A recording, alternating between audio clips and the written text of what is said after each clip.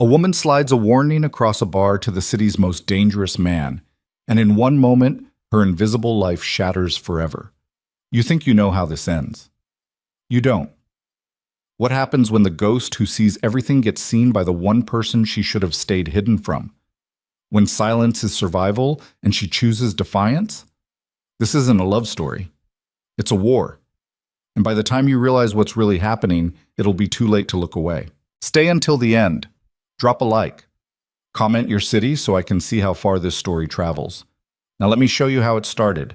The club smelled like expensive mistakes. Vigneto wasn't the kind of place you stumbled into.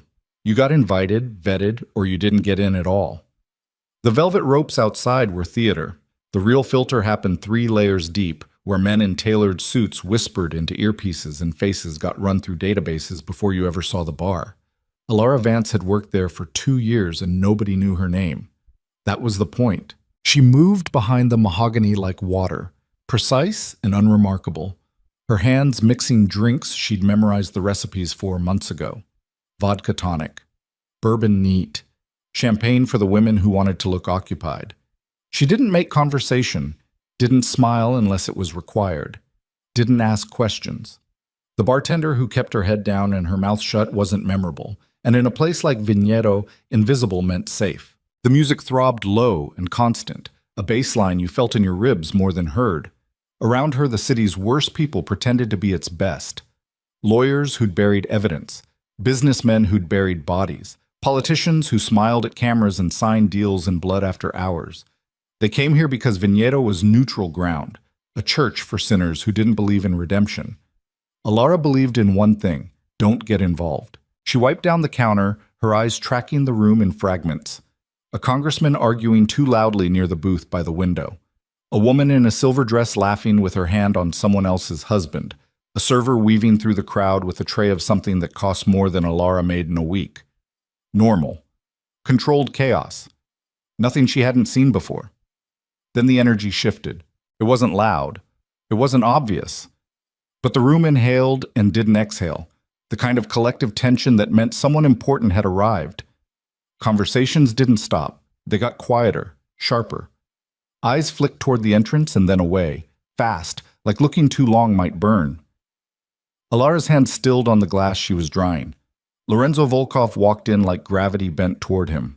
He wasn't tall enough to dominate a room by height, wasn't loud enough to demand it by voice, but every step he took carved space out of the air, and the crowd moved without realizing they were moving, bodies shifting just enough to let him pass.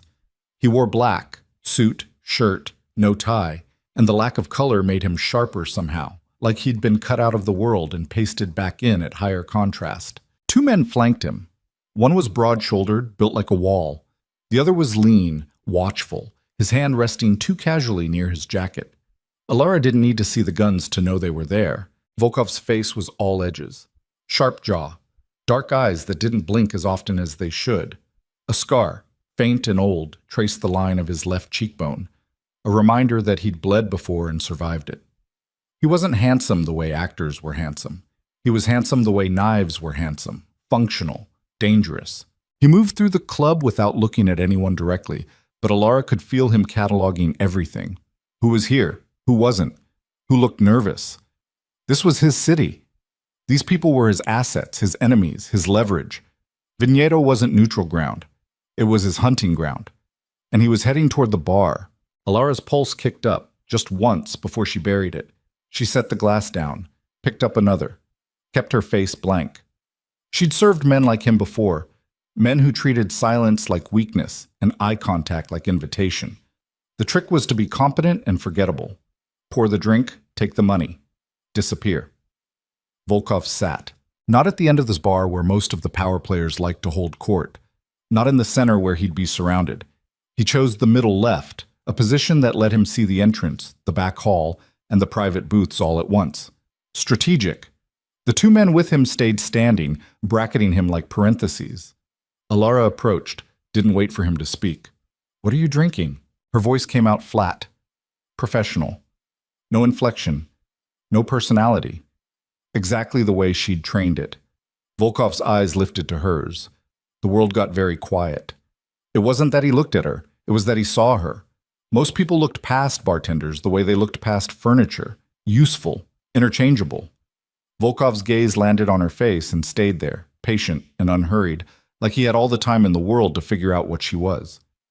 Whiskey, he said. Redbreast. Neat. Irish. Single pot still.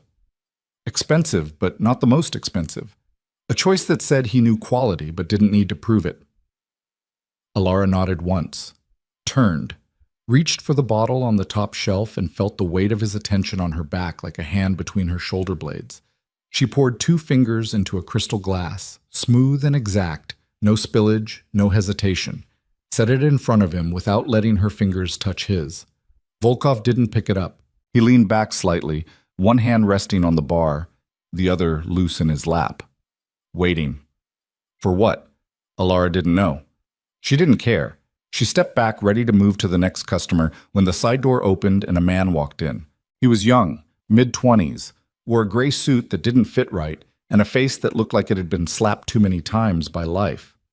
Alara recognized him. Marco, one of the club's junior coordinators, the kind of guy who ran errands and kept his mouth shut and stayed off important people's radar. Except tonight, Marco looked like he was about to piss himself. He moved too fast, too stiff. His eyes darted to Volkov and away, then back again, and his hands were shaking just enough that when he set a folded napkin on the bar, 3 seats down, it slid an inch before settling. Alara's instincts prickled. She'd worked in enough shitholes before Vigneto to know what fear looked like. Real fear. The kind that made people do stupid things. Marco wasn't supposed to be at the bar. He was back of house. Logistics. He had no reason to be out here unless someone sent him, and he was looking at Volkov's drink. Not at Volkov. At the glass. Alara's breath caught. Marco's hand dipped into his jacket pocket. Came out holding something small. A vial, maybe. A packet. She couldn't see clearly from where she stood, but she didn't need to. The motion was furtive. Guilty. His eyes swept the room once, twice, checking if anyone was watching. No one was, except her. Marco's hand hovered over Volkov's glass, and Alara broke her only rule. She moved. Fast. 3 steps down the bar, her hand shooting out and clamping down on Marco's wrist before he could tip whatever he was holding into the whiskey. His head snapped toward her, eyes wide, mouth opening in shock. "Don't," she said. One word. Quiet enough that no one else would hear over the music, loud enough that Marco went pale. Volkov's head turned, slowly, deliberately. His gaze moved from Marco to Alara, then down to where her hand was locked around the kid's wrist. The vial, small, glass, filled with something clear, trembled between Marco's fingers. The 2 bodyguards moved. The broad one's hand went to his jacket. The lean one stepped closer, his body angling to block the sight line from the rest of the club. Marco tried to pull away. Alara didn't let go. I wasn't... Marco stammered. "Shut up," Volkov said. His voice was quiet, conversational, the kind of tone you'd use to comment on the weather. But Marco shut up like someone had cut his vocal cords. Volkov stood, slowly. He reached out, plucked the vial from Marco's hand with 2 fingers, held it up to the light. The liquid inside caught the glow from the overhead fixtures, prismatic and wrong. "Ricin," Volkov said. Not a question. A diagnosis. Marco made a noise like a trapped animal. Volkov's eyes shifted to Alara. She still had Marco's wrist. Her knuckles were white. She didn't remember deciding to grab him. Her body had moved on instinct, the same instinct that kept her alive in places where hesitation got you killed. "Let him go," Volkov said. Alara released him. Marco stumbled back, hit the edge of a bar stool, nearly fell. The broad bodyguard caught him by the collar, yanked him upright, and Marco's legs gave out entirely. He sagged like a puppet with cut strings. Volkov pocketed the vial, looked at Alara. "You work here?" Not a question, a statement. "Yes." "How long?" 2 years. "Name?" She hesitated. Giving her name meant existing. Existing meant being remembered. Being remembered in a place like this by a man like him was a death sentence. But lying would be worse. "Alara." Volkov's mouth didn't move, but something flickered in his eyes. Recognition, maybe? Or calculation. "You just saved my life, Alara." She said nothing. He tilted his head slightly, studying her the way you'd study a puzzle that didn't fit together right. Why? It was a good question. She didn't have a good answer. Why had she moved? Why had she broken 2 years of carefully constructed invisibility for a man she didn't know and shouldn't care about? Because watching someone die when you could stop it felt worse than staying silent. Because maybe, deep down, some stupid part of her still believed in doing the right thing. Because she was an idiot. Doesn't matter, she said. Volkov's smile was thin and sharp as a razor. It does. The lean bodyguard leaned in, whispered something in Volkov's ear. Volkov nodded once. His attention shifted back to Marco, who was crying now, silent tears streaming down his face as he shook his head over and over like he could rewind the last 5 minutes and make different choices. Who sent you? Volkov asked. Marco's mouth opened, closed, opened again. I can't. Wrong answer. The broad bodyguard's hand tightened on Marco's collar. The kid made a choking sound. They'll kill me, Marco gasped. If I talk, they'll kill you if you don't, Volkov said. The difference is how long it takes. Alara's stomach turned. She should walk away. Go back to wiping down glasses and pretending she hadn't just stepped into the middle of something that would get her killed.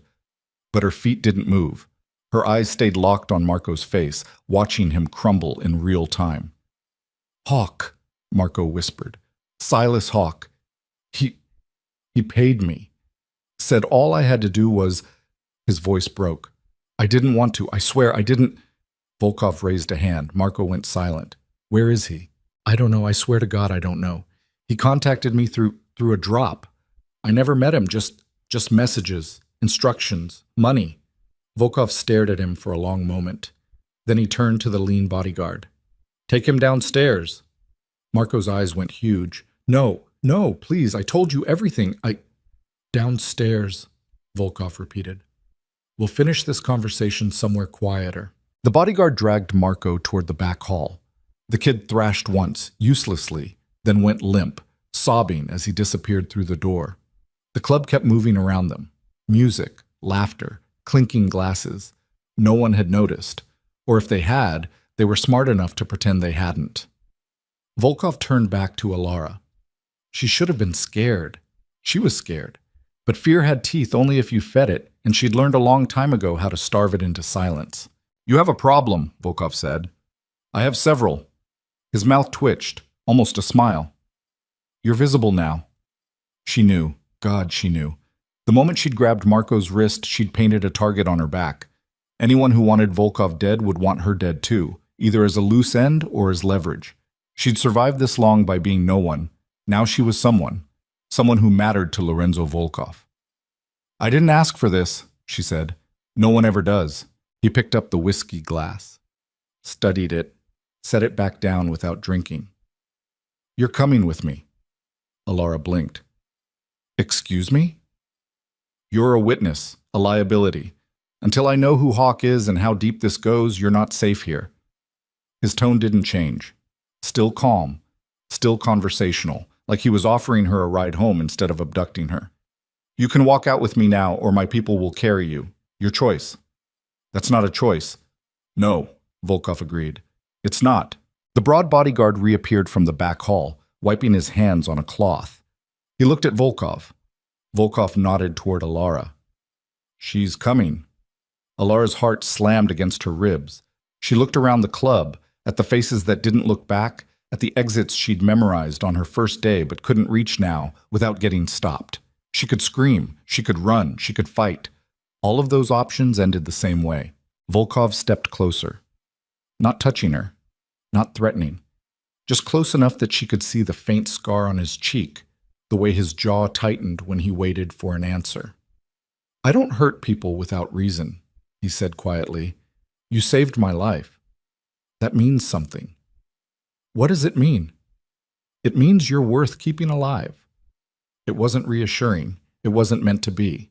Alara looked at the bar, at the bottles lined up like soldiers, at the life she'd built out of silence and survival, the small, invisible existence that had kept her breathing for 2 years. She looked at Volkov. If I go with you, she said, what happens to me? That depends on what you know. and whether anyone else knows you know it. Not an answer, a threat wrapped in logic. Alara exhaled, pulled off her apron, set it on the bar. Let's go. The car was black and sleek and smelled like leather and gunpowder. Alara sat in the back seat between the two bodyguards, Volkov up front with the driver. No one spoke. The city blurred past the tinted windows, neon signs, pedestrians, late-night traffic that parted for them like water around a shark. Her hands were shaking. She pressed them flat against her thighs and willed them to stop. Fear was useless. Fear made you stupid. She needed to think, needed to figure out what she'd walked into and how to walk back out. But the deeper she thought, the less sense it made. Silas Hawke. She'd never heard the name before. Didn't know who he was or what he wanted or why he'd pay a low-level club employee to poison one of the most dangerous men in the city. Killing Volkov wasn't just bold. It was suicidal. You didn't go after someone like him unless you had an army behind you, or unless you wanted him to think you did. The car turned down a narrow street, then into an underground garage. The door rolled shut behind them with a hydraulic hiss. Alara's pulse spiked. Garages were where people disappeared, where bodies got dumped. Volkov got out first, opened her door himself. This way. She followed because there was no other option. They walked through concrete corridors lit by fluorescent strips, past unmarked doors and security cameras that tracked their movement. An elevator. Volkov pressed his palm to a scanner. The doors slid open. Up. 30 floors, 40. The numbers climbed until they hit the top and stopped. The doors opened onto a penthouse. Alara stepped out and her breath caught. Floor-to-ceiling windows overlooked the city, a sprawl of lights and steel that stretched to the horizon. The space was massive. Open floor plan, minimalist furniture, dark wood, and glass and chrome. Expensive. Sterile. The kind of place that didn't feel lived in because the person who owned it didn't have time to live. Sit, Volkov said, gesturing to a leather couch. Alara sat. The bodyguards took positions by the door and the window. Volkov poured himself a drink from a bar cart. Different whiskey this time, something amber and unlabeled, and drank half of it in one pull. Then he looked at her. Tell me about Marco. I don't know anything about him. You grabbed his wrist before he poisoned my drink. That means you saw something. Alara hesitated, then nodded. He was nervous, moving wrong, kept looking at your glass instead of you. When he pulled out the vial, I just reacted. Yes. Volkov swirled the whiskey in his glass. You've seen people scared before. Not a question. Alara didn't answer. Volkov sat down across from her, leaning forward, elbows on his knees. Where are you from, Alara? Does it matter? Everything matters. She met his eyes, held them. I grew up in a place where keeping your mouth shut kept you alive. I learned to watch people, read them. It's how I survived. And now? Now I'm here. Volkov smiled faintly. Not much of a survival strategy. I was doing fine until you walked in. Were you? The question landed heavier than it should have. Alara looked away, out at the city. Was she surviving or just existing? There was a difference. She'd been telling herself for 2 years that invisible was safe, that small was smart. But sitting here, in this glass tower, with a man who'd just dragged her out of her life and into his, she wasn't sure anymore. I need to know what you saw tonight, Volkov said. Everything, every detail. Why? Because whoever sent Marco will send someone else. And next time, they might succeed. Alara's chest tightened. You think this is bigger than one scared kid? I know it is. How? Volkov finished his drink, set the glass down. Because Silas Hawke doesn't exist. Alara frowned. Marco said what he was told to say. Hawke is a name, a ghost. I've heard it 3 times in the last year, always attached to things that shouldn't be possible, deals that fall through at the last second, allies who turn, accidents that aren't accidents. He leaned back, his expression unreadable. Someone is using that name as cover, someone smart, someone who knows how I operate. And you think I can help you find them. I think you saw something tonight that I didn't. And I think if I let you walk away, you'll be dead by morning. Alara's stomach dropped. You're saying I'm bait. I'm saying you're leverage. If Hawke knows you stopped the poison, He'll come for you, either to silence you or to figure out what you know. Volkov stood, walked to the window. You stay here, under my protection. You help me reconstruct tonight, and when Hawk makes his move, we'll be ready. And if I say no, Volkov didn't turn around, then I'll have someone drive you home, and you can hope Hawk doesn't find you before I do. The silence stretched. Alara looked at the door, at the bodyguards, at the city beyond the glass. She thought about her apartment. One room, a bed, a lock that didn't work, the kind of place where people didn't ask questions because they didn't want answers. She thought about going back there, alone, waiting. She thought about Marco's face as they dragged him away. Okay, she said quietly. Volkov turned. I'll help. He nodded once. Smart. I'm not smart, Alara said. I'm terrified. Good, Volkov said. Fear keeps you sharp. He crossed the room, stopped in front of her, extended a hand. Alara looked at it, then took it. His grip was firm, warm, human. For the first time since she'd grabbed Marco's wrist, she felt like maybe she wasn't going to die tonight. But the night was young, and somewhere in the city, Silas Hawk was watching. Fahasi. They worked through the night. Volkov pulled up security footage from Vigneto on a massive screen mounted to the wall. Grainy, black and white, shot from 3 different angles. Alara sat beside him, her eyes burning from staring at the monitor, as he rewound and replayed the same 30 seconds over and over. There, she said, pointing. He checks his phone right before he walks to the bar. Volkov paused the footage, zoomed in. Marco's face filled the screen, pixelated and nervous, his thumb swiping across a cracked phone screen. Can you pull the message? Alara asked. Already tried. Phone's encrypted. Wiped remotely the second we grabbed him. Volkov's jaw tightened. Hawk's thorough. What about Marco? Did he... She stopped. Didn't want to finish the question. Volkov's expression didn't change. He's alive. For now. For now. He's more useful breathing, but if he doesn't give me something I can use, He let the sentence hang. Alara swallowed. Looked back at the screen. They went through the footage frame by frame, Marco entering through the side door, Marco at the bar, Marco reaching for the vial, Alara's hand shooting out. The whole thing took less than 10 seconds, but each second was dissected, analyzed, replayed until Alara could see it in her sleep. Who else was watching him? Volkov asked. Alara frowned, rewound the footage, watched the crowd. Most people weren't paying attention. A couple near the booth, a woman at the bar scrolling through her phone, a server passing by with drinks. But there, in the back corner, a man in a dark coat, half hidden by shadow. He wasn't looking at Marco. He was looking at Volkov. And when Alara grabbed Marco's wrist, the man turned and walked out. There, she said, pointing. Him. Volkov leaned in, zoomed. The man's face was angled away from the camera, obscured by the brim of a hat and the poor lighting. Run it, Volkov said to someone off-screen. One of the bodyguards, the lean one, stepped forward with a tablet. A few taps. The image sharpened slightly, but not enough to make out features. He knew, Alara said quietly. He was watching to see if it worked. Volkov's eyes stayed locked on the screen, and when it didn't, he left. To report back. To Hawk. Alara's pulse quickened. Can we track him? Follow him on the footage outside? Volkov shook his head. He disappeared 2 blocks away. No cameras, no trail. He straightened. But you're right. He was there, which means Hawk has people inside Vigneto. People I didn't know about. The weight of that settled over the room like fog. Volkov's empire was built on control.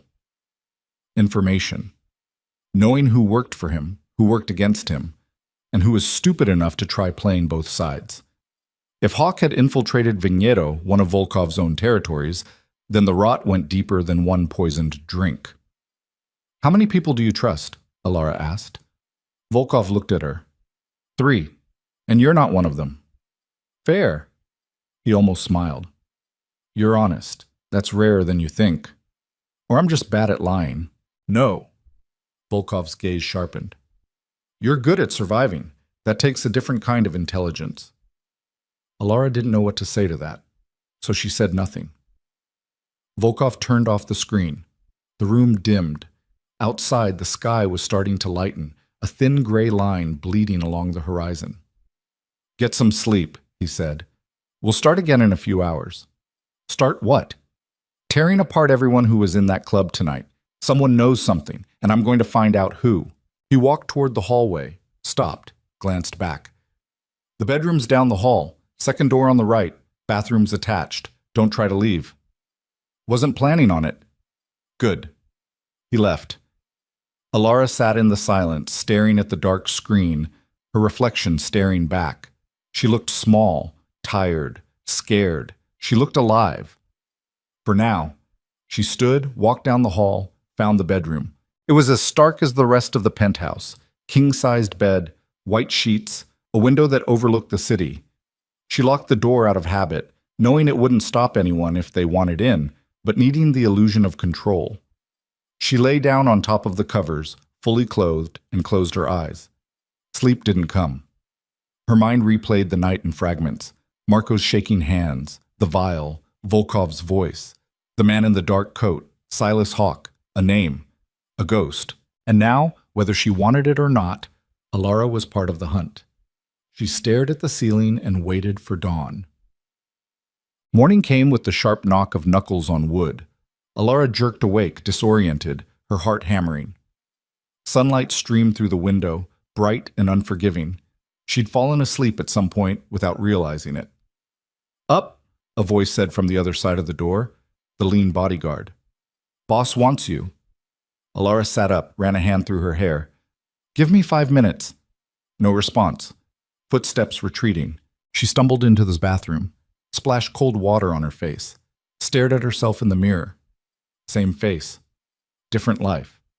24 hours ago, she'd been invisible. Now she was locked in a penthouse with a man who killed people for a living, hunting a ghost who wanted him dead. She should have kept her head down, but she hadn't, and now she had to live with it. She walked out into the main room. Volkov was at the table, coffee in hand, studying a tablet. He didn't look up when she entered. "Sit." Alara sat. He slid the tablet across the table. On the screen was a photo. A man. Mid-40s, graying hair, expensive suit, familiar. "You know him?" Volkov asked. Alara frowned, studied the face. "Maybe. I've seen him at the club, not a regular, but yeah, he's been in a few times. Name's Alexander Rostenkov. Politician, clean record. Too clean." Volkov's fingers drummed against the table. "He was at Vigneto last night, left 20 minutes before I arrived." "You think he's connected?" "I think he's careful, and people who are that careful usually have something to hide." Alara looked at the photo again. Rostenkov's smile was polished, professional, the kind of smile that didn't reach the eyes. "What do you want me to do?" "I want you to remember everything you can about him, every time he came in, who he talked to, what he ordered, how he paid." Alara closed her eyes, let her mind rewind. Rostenkov. 3 visits, maybe 4. Always alone, always sat in the back booth, the one with the privacy screen, ordered vodka martinis, paid cash, tipped well but not excessively, stayed an hour, never caused trouble. But there was something. She opened her eyes. He always left his phone on the table, screen up, like he was waiting for a message. Volkov leaned forward. "Did he get one?" "Every time. He'd check it, read something, then delete it." "You saw him delete it?" "I saw him swipe. I didn't see what it said." Volkov's jaw tightened. He picked up his own phone. Made a call. "Pull Rostenkov's phone records. Last 3 months. I want every call, every text, every fucking email." He hung up, looked at Alara. "Good memory. It's how I stay alive." "Keep it up." The tablet buzzed. Volkov glanced at it. His expression darkened. "What?" Alara asked. He turned the tablet toward her. On the screen was a news headline. "Body found in river, identified as Marco Delgado." Alara's stomach dropped. "They killed him," she whispered. "They sent a message," Volkov corrected. "Marco talked, so they made sure he couldn't talk again. But he was with you. He was..." Her voice cracked. "He was protected. Volkov's eyes were cold. No one's protected. Not completely. Alara stood, paced to the window, pressed her forehead against the glass. The city stretched below, indifferent and vast. They knew, she said quietly. They knew you had him, and they still got to him. Yes. How? That's what I'm going to find out. Alara turned. You have a leak. Volkov didn't deny it. I have a lot of leaks. The question is which one matters. And what happens when you find out? Volkov stood, walked over to her, stopped close enough that she had to tilt her head back to meet his eyes. I close it, he said quietly. She believed him. What do you need from me? She asked. I need you to do what you did last night. Watch, listen, see things other people miss. He paused. And I need you to stay alive. I'll do my best. Your best better be good enough. He walked away, left her standing at the window, staring out at a city that suddenly felt a lot smaller and a lot more dangerous. They spent the next 2 days pulling apart Volkov's world, piece by piece. Alara sat in on interrogations, watched Volkov question his own people, lieutenants, drivers, security, men who'd worked for him for years, men who swore loyalty and bled for him. And Volkov tore through them like paper. He didn't shout, didn't threaten. He just asked questions, simple, direct. And when the answers didn't line up, when the body language shifted or the eyes looked away for half a second too long, he knew. 2 men didn't walk out of those rooms. Alara didn't ask what happened to them. She focused on what she could control. She reviewed footage, cross-referenced schedules, built timelines. She had a mind for patterns, for details that didn't fit, and Volkov used that. He trusted her. Not fully. Not yet. But enough to let her see the machinery of his empire, the gears and levers that kept it running. And she learned. Volkov wasn't just a gangster, he was a system, every move calculated, every relationship transactional. He didn't rule through fear alone. He ruled through information. Knowing more than everyone else. Seeing further. Planning 3 steps ahead while his enemies were still thinking about step 1. But even systems had flaws, and Silas Hawk had found one. On the 3rd day, Volkov's phone rang. He answered, listened. His face went flat. Where? He said. A pause. I'm on my way. He hung up, looked at Alara. Get your coat. What happened? Hawk just made his next move. What? The theater was old, Art Deco, the kind of place that used to be beautiful before the city forgot about it. Now it was a shell, cracked plaster, faded gold trim, a marquee with half the letters missing. Volkov's car pulled up to the side entrance. The bodyguards got out first, checked the perimeter, gave the signal. Volkov stepped out. Alara followed. Inside, the air smelled like dust and rot. The main hall was cavernous, rows of broken seats facing a stage shrouded in shadow. A single spotlight illuminated the center, and standing in that light was a man. Not Hawk. Alara knew that immediately. This man was too young, too nervous. He wore a cheap suit and held a phone in one trembling hand. Mr. Volkov, the man said. His voice echoed. I was told to give you a message. Volkov stopped 10 feet away. I'm listening. The man swallowed, looked at the phone, read from the screen. You're looking for a ghost, but ghosts don't die. They multiply. Every move you make, I'm 3 steps ahead. Every person you trust, I've already turned or will. You think you're hunting me. You're wrong. I'm hunting you. And when I'm done, there won't be anything left of your empire but ash. The man's hand shook harder. That's it. That's all he said. Volkov didn't move. Who sent you? I don't know. I swear. Someone called. Said to come here. Said to deliver the message. I never saw his face. Did he pay you? Yes. How much? 5,000. Volkov nodded. Keep it. The man blinked. What? Keep the money. Walk out. Forget you were here. The man didn't wait. He bolted, footsteps echoing as he disappeared into the dark. Volkov stood in the silence. Alara stepped closer. It's a taunt. It's a distraction, Volkov said. He wanted me here. Away from the penthouse. Away from my people. Alara's pulse spiked. Then we need to... Volkov's phone rang. He answered. Talk. A voice on the other end. Fast. Panicked. Volkov's expression didn't change, but his knuckles went white around the phone. He hung up.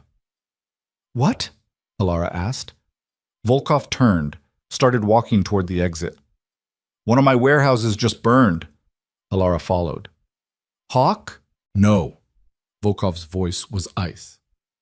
One of mine. What do you mean? He stopped, looked at her. Someone on my payroll set the fire. Someone I trusted. His eyes were black, empty. Sergio. The name meant nothing to Alara, but the way Volkov said it, like a curse, like a wound, told her everything. Who's Sergio? Volkov didn't answer. He walked out into the sunlight, and Alara knew. The hunt had just turned inward. The warehouse was still smoking when they arrived. Black columns rose into the gray sky, thick and oily, carrying the stench of burned chemicals and melted plastic. Fire trucks lined the street, their lights strobing red and blue across the faces of bystanders who kept a careful distance. This wasn't the kind of fire you got close to unless you were paid to. Volkov's car stopped half a block away. He got out before it fully halted, his coat snapping behind him as he strode toward the perimeter. The bodyguards flanked him. Alara followed, her lungs tightening against the acrid air. A man in a soot-stained shirt intercepted them, one of Volkov's. His face was drawn, eyes red-rimmed from smoke or grief, or both. Boss, he said, it's bad. How bad? Total loss. Everything inside, gone. Product, equipment, records, and... He hesitated. 3 men didn't make it out. Volkov's jaw set. Names. The man rattled them off. Alara didn't recognize them, but Volkov did. She could see it in the way his shoulders tensed, the way his fingers curled into fists and then slowly uncurled. Where's Sergio? Volkov asked. Gone. Disappeared right before the fire started. Security footage shows him in the loading bay, then nothing. He vanished. Volkov stared at the smoldering ruin. Flames still licked at the skeleton of the building, devouring what little remained. Firefighters sprayed water into the heart of it, but it was too late. The damage was done. How long? Volkov asked quietly. Sir? How long has he been working for Hawk? The man paled. I don't know. I didn't even know he was... Find out. Volkov's voice was soft, deadly. I want every transaction he made in the last year, every phone call, every person he talked to. I want to know what he ate for breakfast and who he fucked at night. Understand? Yes, sir. Volkov turned, walked back toward the car. Alara caught up with him. Who is he? She asked. Sergio. Volkov didn't look at her. Someone I trusted. That's not an answer. He stopped, turned. His eyes were dark and hollow, like something essential had been carved out of them. Sergio's been with me for 8 years, he said. He ran logistics, inventory, distribution. He knew where everything was, every shipment, every safe house, every weak point in my operation. His mouth twisted. I trusted him with my life.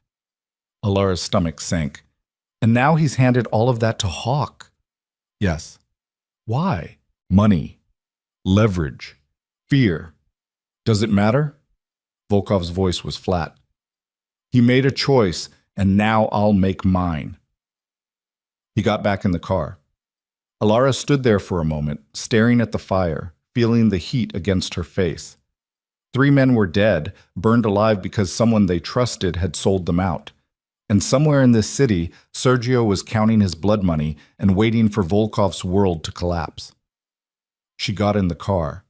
They drove in silence. Back at the penthouse, Volkov paced like a caged animal. Alara sat on the couch, watching him wear a path into the hardwood floor. The lean bodyguard, she'd learned his name was Anton, stood by the window, arms crossed. The broad one, Dmitri, was downstairs coordinating the search for Sergio. Volkov's phone hadn't stopped buzzing. Every few minutes, another update, another dead end. Sergio had vanished like smoke, and every lead turned to ash in their hands. He planned this, Volkov said, more to himself than to her. He's been planning it for months, maybe longer. Alara leaned forward. Then he left a trail, Nobody plans something this big without making mistakes. You don't know Sergio. I know people, and people are arrogant, especially when they think they've won. Volkov stopped pacing, looked at her. You think he made a mistake? I think he's human, and humans always do. Volkov's phone rang. He snatched it up. What? He listened. His expression shifted. Not relief? Not anger. Something colder. Send it to me. He hung up, pulled up something on his tablet, turned it toward Alara. Security footage, grainy. Time-stamped 3 hours before the fire. It showed Sergio in the warehouse loading bay, talking to someone. The angle was bad. The other person's face was obscured by shadow and the brim of a hat. But Alara recognized the posture. The coat. That's him, she said. The man from Viñedo. The one watching Marco. Volkov rewound the footage, paused it, zoomed in.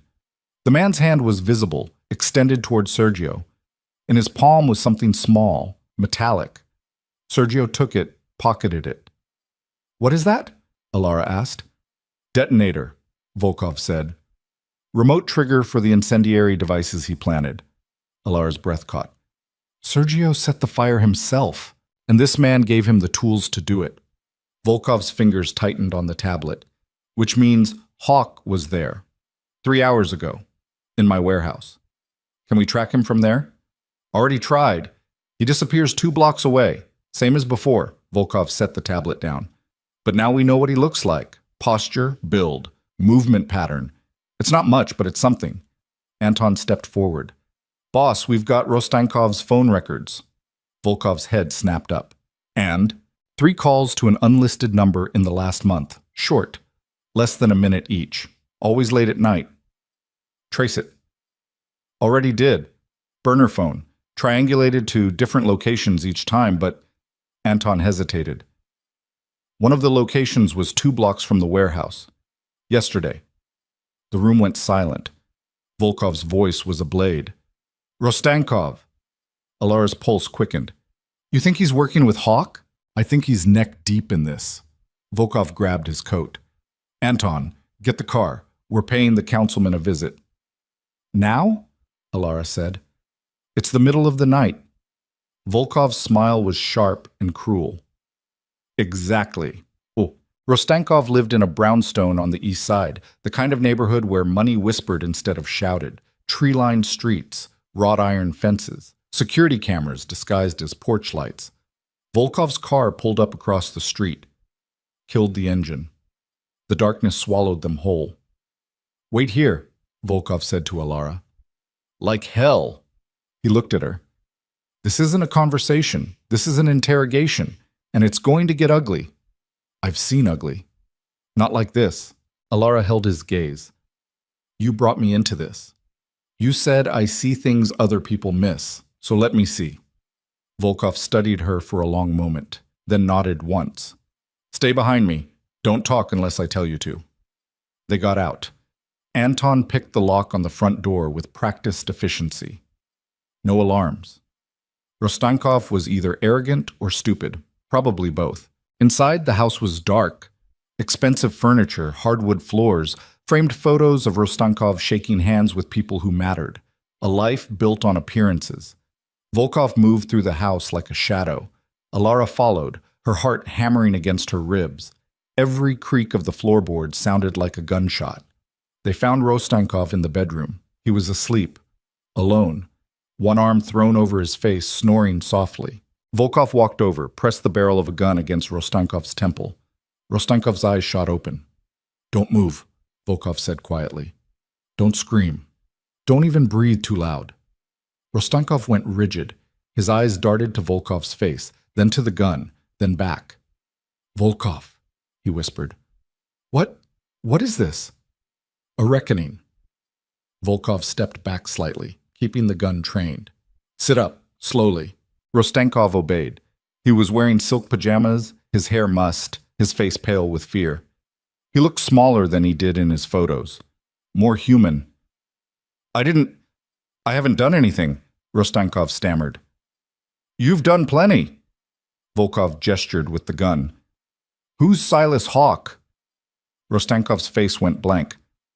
I don't know what you're... Volkov's hand moved, fast. The butt of the gun cracked against Rostankov's jaw. The man cried out, sprawling sideways, blood trickling from his split lip. Try again, Volkov said. Rostankov coughed, spat blood onto the white sheets. I don't know, I swear. I've never heard that name.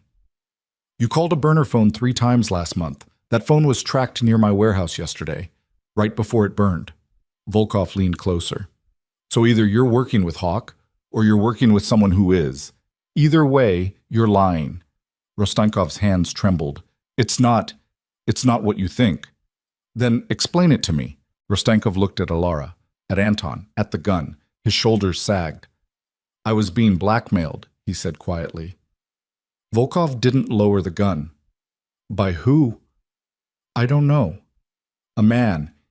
He called me. Said he had evidence, photos, of me with... Rostankov's voice cracked. With someone I shouldn't have been with. He said if I didn't cooperate, he'd release them, ruin me. Cooperate how? Information. He wanted to know about you, your movements, your properties. I didn't give him much, just small things. Things he could have found out anyway. Like where my warehouse was. Rostankov flinched. I didn't know he'd burn it, I swear. I thought he just wanted leverage. I didn't think... You didn't think, Volkov said. That's your problem. He cocked the gun. Rostankov's eyes went wide.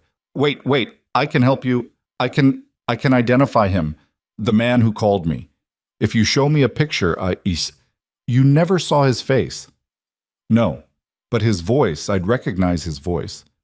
Volkov considered this, then lowered the gun slightly. Who else knows you were helping him? No one, I swear. He said if I told anyone, he'd kill me. And my family. Smart man. Volkov glanced at Anton. Get him up. We're taking him with us. Rostankov's face went white. Where? Where are you taking me? Somewhere we can have a longer conversation. No, please. I told you everything Volkov pressed the gun back against Rostankov's forehead. You told me what you think I want to hear. Now I'm going to find out what you're not telling me. Anton hauled Rostankov to his feet. The politician stumbled, nearly fell, caught himself against the bedpost. Get dressed, Volkov said. Rostankov dressed with shaking hands. Pants, shirt, no shoes. Anton didn't give him time to find any. They walked him out of the house and into the car. Rostankov sat between Alara and Anton, his breathing ragged, his face slick with sweat. Alara didn't look at him. She stared out the window, watching the city blur past, and wondered how many lines she'd crossed tonight, how many more she'd cross before this was over. They took Rostankov to a building on the industrial edge of the city. No signs, no lights, just a concrete shell with steel doors and the kind of silence that pressed against your eardrums. Inside, the air was cold, damp. It smelled like rust and old blood. Volkov shoved Rostankov into a chair. Anton zip-tied his wrists to the armrests. Rostankov didn't fight. He was past fighting. He just sat there, shaking, tears streaming down his face. I told you everything, he whispered. Please, I have a daughter. She's 12. If something happens to me, then you should have thought about her before you sold me out, Volkov said. He pulled out his phone, played a recording, a voice, male, calm, detached. You'll provide the information we discussed. Warehouse locations, security protocols, personnel schedules. In return, your secrets stay buried. Refuse and your life ends. Not quickly, not cleanly. Do we have an understanding? Rostankov's voice, shaky and desperate. Yes, I understand. Volkov stopped the recording. That's you. 3 weeks ago. Rostankov sobbed. I didn't have a choice. Everyone has a choice. Volkov crouched in front of him. You chose yourself. Now 3 of my men are dead because of it. I didn't know, I swear. I didn't know he'd... You didn't care. Volkov's voice was ice. You cared about your reputation, your career, your family. You didn't care about mine. He stood, looked at Anton. Make him talk. Anton stepped forward. Alara's stomach turned. Wait. Volkov looked at her. Let me try first, she said. Try what? talking to him without... She glanced at Anton. Without that. Volkov's eyes narrowed. You think he'll tell you something he won't tell me? I think fear makes people stupid, and right now he's terrified. Let me calm him down. Let me ask the right questions. You're not an interrogator. No, but I'm good at reading people. She met Volkov's gaze. Give me 10 minutes. Volkov stared at her, then stepped back. 10 minutes. Alara approached Rostankov, pulled up a chair, sat down facing him. Look at me, she said quietly. Rostankov's head lifted. His eyes were red, broken. I'm not going to hurt you, Alara said, but I need you to think, really think. The man who called you, did he ever slip, say anything that wasn't part of the script? Mention a name? A place? Rostankov shook his head. No, he was careful. Always. What about background noise? When he called, did you hear anything? Traffic, music, voices? Rostankov's brow furrowed. I don't know. Maybe. I wasn't paying attention. Try to remember. Close your eyes. Rostankov obeyed. Think about the last call, Alara said. You're holding the phone. You hear his voice. What else do you hear? Rostankov's breathing slowed. His face scrunched in concentration. There was something in the background, faint. What? A bell. Like a church bell. No. Not a church. A clock tower.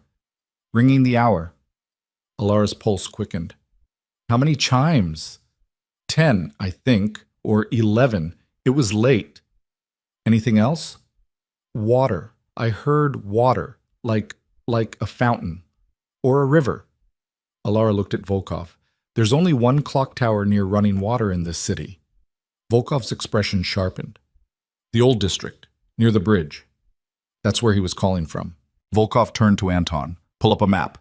I want every building within earshot of that tower. Anton pulled out a tablet, started typing. Alara turned back to Rostankov. You did good. Thank you. Rostankov's eyes opened. Does that mean you'll let me go? Volkov answered before Alara could. No. Rostankov's face crumpled. But I won't kill you, Volkov added. Not yet. You stay here until I verify your information. If it checks out, you live. If it doesn't... He let the sentence hang. He walked over to Alara, lowered his voice. That was smart. It was basic. Most people don't think when they're scared. You do. His gaze held hers. That's useful. I'm not doing this to be useful to you. Then why are you doing it? Alara hesitated. Because if I don't, more people die. And I'm tired of watching people die. Volkov's expression softened, just for a moment, just enough for her to see the fracture beneath the armor. Get some rest, he said. We move at dawn. Alara didn't rest. She sat in the car outside the building, staring at the city lights, trying to quiet the noise in her head. Rostankov's sobs, the smell of smoke from the warehouse, Marco's face as they dragged him away. She'd told herself for years that staying invisible kept her safe, that if she just kept her head down and didn't ask questions, she'd survive. But survival wasn't living, it was just not dying. And now she was in the middle of a war she didn't start, hunting a ghost who'd killed more people than she could count, working for a man who saw her as a tool. She should have been terrified. She was terrified. But beneath the terror was something else, something she hadn't felt in years. Purpose. The door opened. Volkov slid into the seat beside her. Can't sleep? He asked. Can you? Not in a long time. They sat in silence. Why do you do this? Alara asked quietly. Do what? All of it. The empire, the control, the killing. She looked at him. What's the point? Volkov stared out at the city. You know what the worst thing about power is. What? Once you have it, you can't let it go. Because the moment you do, someone takes it, and they use it to destroy everything you built. He exhaled slowly. I didn't choose this life because I wanted it. I chose it because the alternative was worse. What was the alternative? Being the one who gets destroyed. Alara understood that more than she wanted to. What about Sergio? She asked. Did he choose this? Volkov's jaw tightened. Sergio chose wrong. And now you're going to kill him. Yes. Even though he was loyal to you for 8 years? Especially because of that. Volkov turned to her. Loyalty isn't a feeling, it's a contract. He broke it. Now he pays the price. And if you're wrong, if he had a reason, if Hawk forced him the same way he forced Rostankov, then he should have come to me. Volkov's voice was hard. I could have protected him. Instead, he ran. And running is guilt. Alara wanted to argue, wanted to tell him that people ran for 100 reasons, that fear wasn't the same as betrayal, but she knew it wouldn't matter. In Volkov's world, there was no room for second chances. What happens when you find Hawk? She asked. I end him. And then what? Then I rebuild. And me? Volkov looked at her. Really looked at her. Not as a tool, not as leverage, as a person. That depends on you, he said quietly. On whether I'm useful? On whether you want to stay. The words hung in the air between them. Alara's heart hammered. Why would I stay? Because you're good at this. Better than you think. He leaned closer. And because I think you're tired of being invisible. He was right. And that terrified her more than anything else. Dawn came fast and cold. They converged on the old district with 6 cars and 20 men. Volkov rode in the lead vehicle, Alara beside him, Anton in the driver's seat. The streets were empty, the city still asleep, the only sound the hum of engines and the crackle of radios. The clock tower loomed ahead, its face dark, its hands frozen at 3:30. Around it, old buildings crouched like tombstones, warehouses, factories, places that used to matter before the city moved on. Anton pulled up to a 3-story building with boarded windows and a rusted fire escape. This one matches the acoustics. Water main runs underneath. You'd hear it from the upper floors. Volkov studied the building. Any movement? Thermal shows 2 heat signatures, 3rd floor. 2? Could be Sergio. Could be Hawk. Volkov's hand went to his gun. Let's find out. They moved in fast. Quiet. No sirens. No shouts.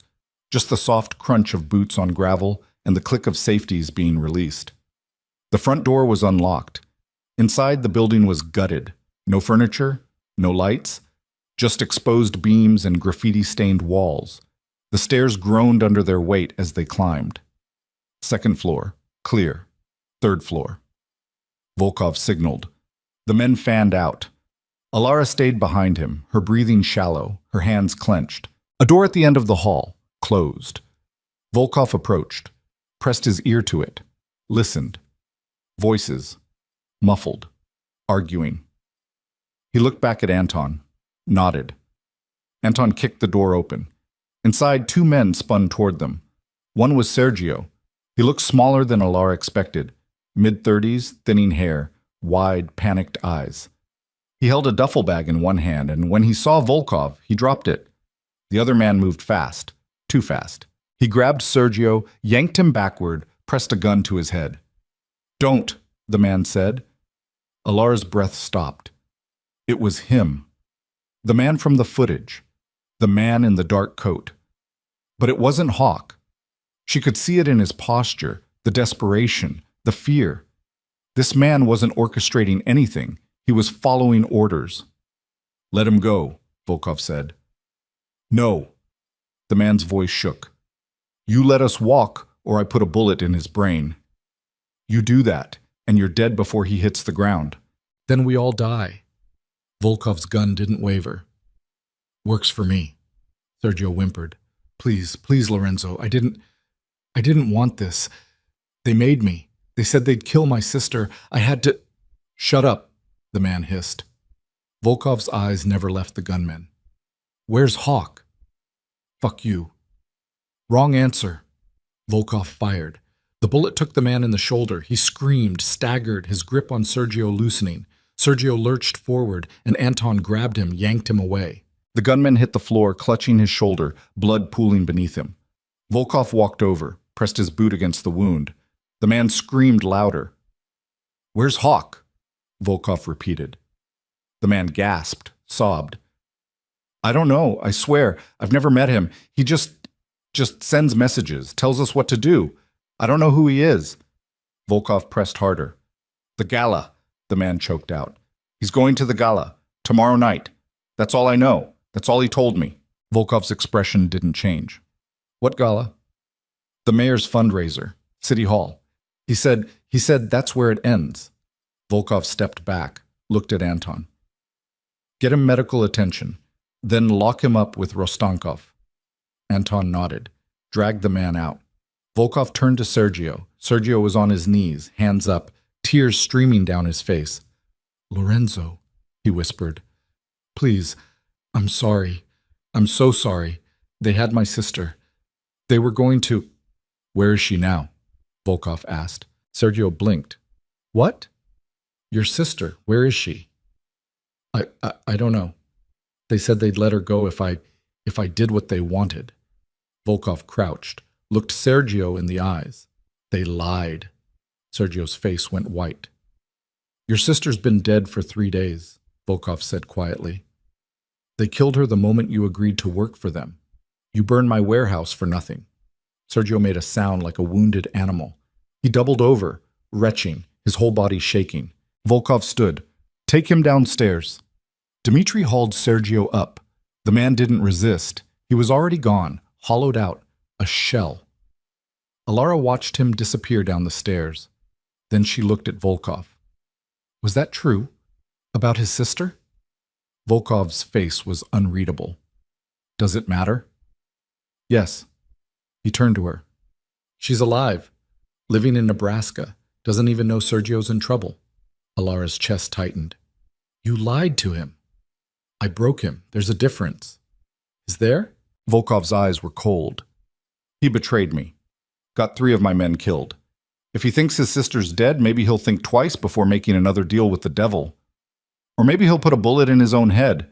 Then I'll save myself the trouble. Alara stepped back. You're a bastard. Yes. Volkov's voice didn't rise, didn't fall. But I'm an honest one. He walked past her down the stairs, and Alara stood alone in the empty room, staring at the blood on the floor. She'd crossed another line tonight, and she didn't know how to get back. The car ride back was silent. Alara stared out the window, her mind spinning. The gala. Tomorrow night. Hawk would be there, and Volkov was going to walk straight into it. It's a trap, she said suddenly. Volkov didn't look at her. I know. Then why are you going? Because it's the only move he's giving me. Volkov's jaw tightened.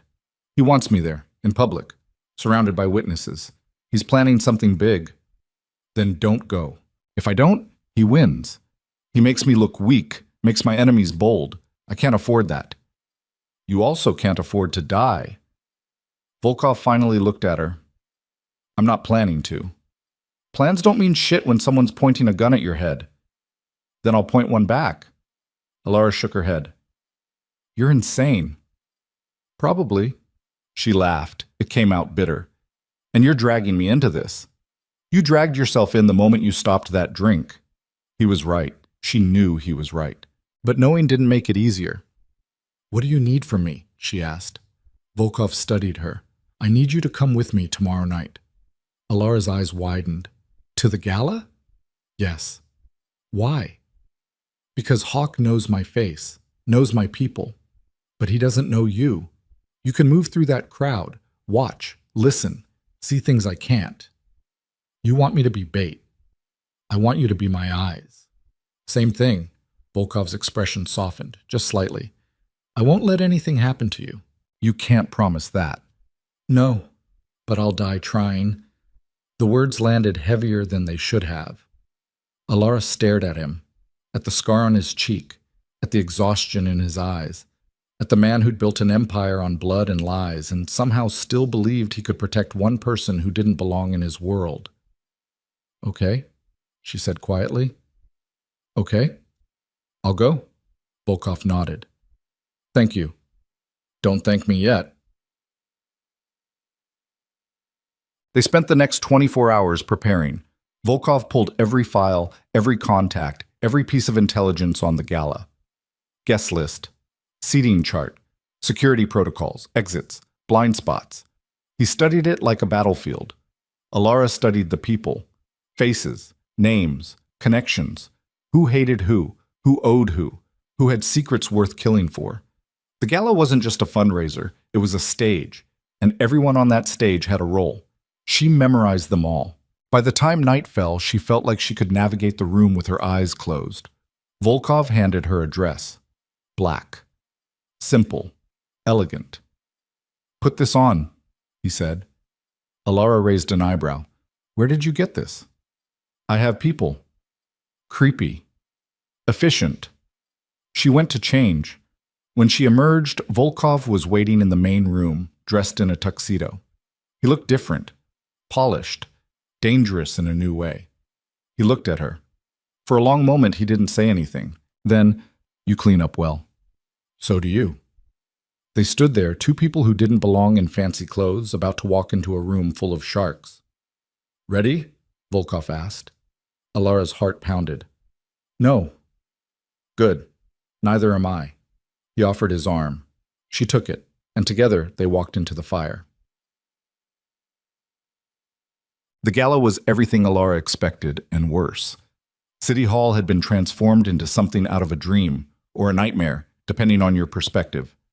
Crystal chandeliers, marble floors, men in tuxedos and women in gowns that cost more than most people made in a year. Champagne flowed, laughter echoed. Conversations hummed with the kind of polite venom only the rich could afford. Volkov moved through the crowd like he owned it. Maybe he did. People parted for him, smiled, shook his hand, pretended they weren't afraid. Alara stayed close, her eyes scanning faces, looking for anything out of place. And then she saw him. Rostankov. He stood near the far wall, talking to a woman in a red dress. He looked calm, composed, like he hadn't been zip-tied to a chair 12 hours ago. Alara's pulse spiked. "Volkov." He followed her gaze. His expression hardened. "He's supposed to be locked up." "Then how is he here?" Volkov's hand went to his jacket. Anton appeared at his side. "Boss, we've got a problem. I see it. There's more. Sergio's gone." Volkov's head snapped toward Anton. "What?" "Someone broke him out 2 hours ago, killed the guards. Sergio's in the wind." Volkov's jaw clenched. "Hawk." "Has to be." Alara's mind raced. Rostankov, Sergio, both here, both pieces in Hawk's game. "It's happening now," she said. "Whatever he's planning, it's happening now." Volkov's eyes swept the room. "Find them, both of them, and find Hawk." "How? We don't even know what he looks like." Alara's breath caught. Because she did. She'd been staring at patterns for days, watching footage, studying people. And in all of it, one face kept showing up. Not obviously, not always in frame, but there, in the background, watching. She turned, scanned the crowd, and there he was, standing near the stage, talking to the mayor. Tall, well-dressed, mid-40s, graying hair, unremarkable, except for his eyes. Cold, calculating, familiar. "There," Alara whispered. Volkov followed her gaze. The man looked up, saw them, and smiled. Volkov moved, fast, but not fast enough. The lights went out, screams erupted, gunfire cracked through the dark, and Alara realized too late that they'd walked straight into the trap. Silas Hawke wasn't just at the gala. He owned it. And now, in the chaos and the dark, with bullets flying and bodies falling, Volkov reached for Alara's hand. And everything she thought she knew shattered. Volkov's hand closed around Alara's wrist with enough force to bruise. The darkness was absolute. Not the soft dim of lowered lights, but the suffocating black of a power cut, swallowing 300 people whole. The screams came in waves, sharp, panicked, animal. Bodies collided.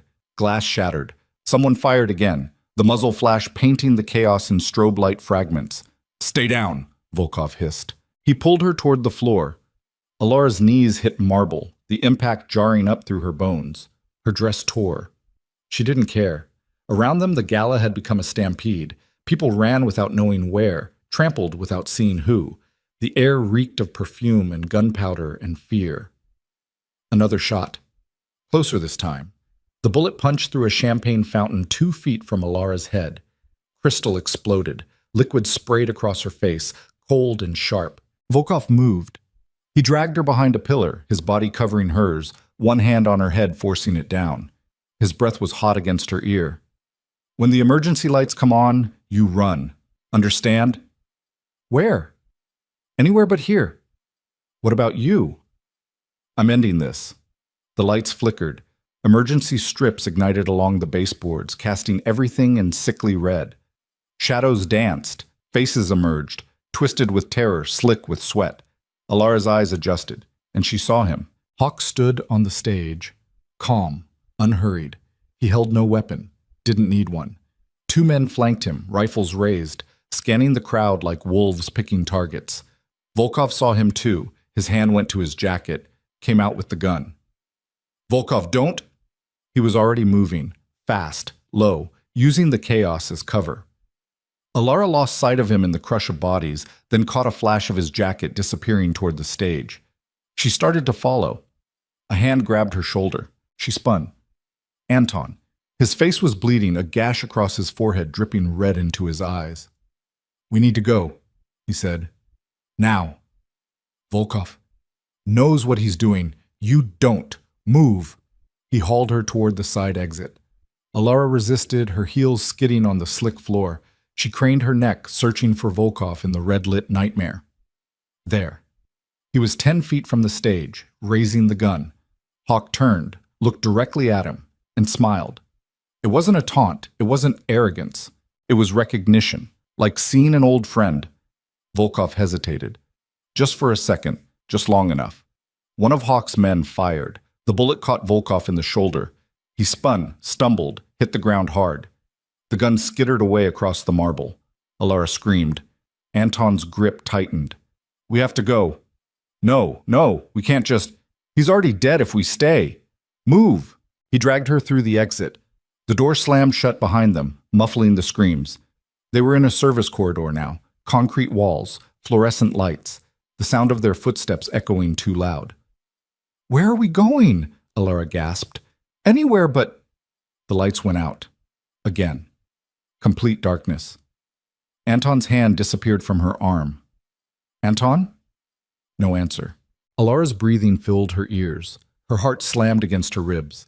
She reached out, fingers scraping rough concrete, trying to orient herself. A sound. Behind her. Footsteps. Slow. Deliberate. Anton? She whispered. The footsteps stopped. A voice. Unfamiliar. Male. Cold. He's not going to help you. Alara spun. Saw nothing. Just black. Who are you? Someone who's been watching you for a long time, Alara Vance. Her blood went ice. The lights flickered back on, and standing 5 feet away was a man she'd never seen before. Tall, lean, dressed in black tactical gear. His face was scarred, a jagged line running from temple to jaw. In his hand was a gun, pointed casually at her chest. Behind him, on the floor, was Anton.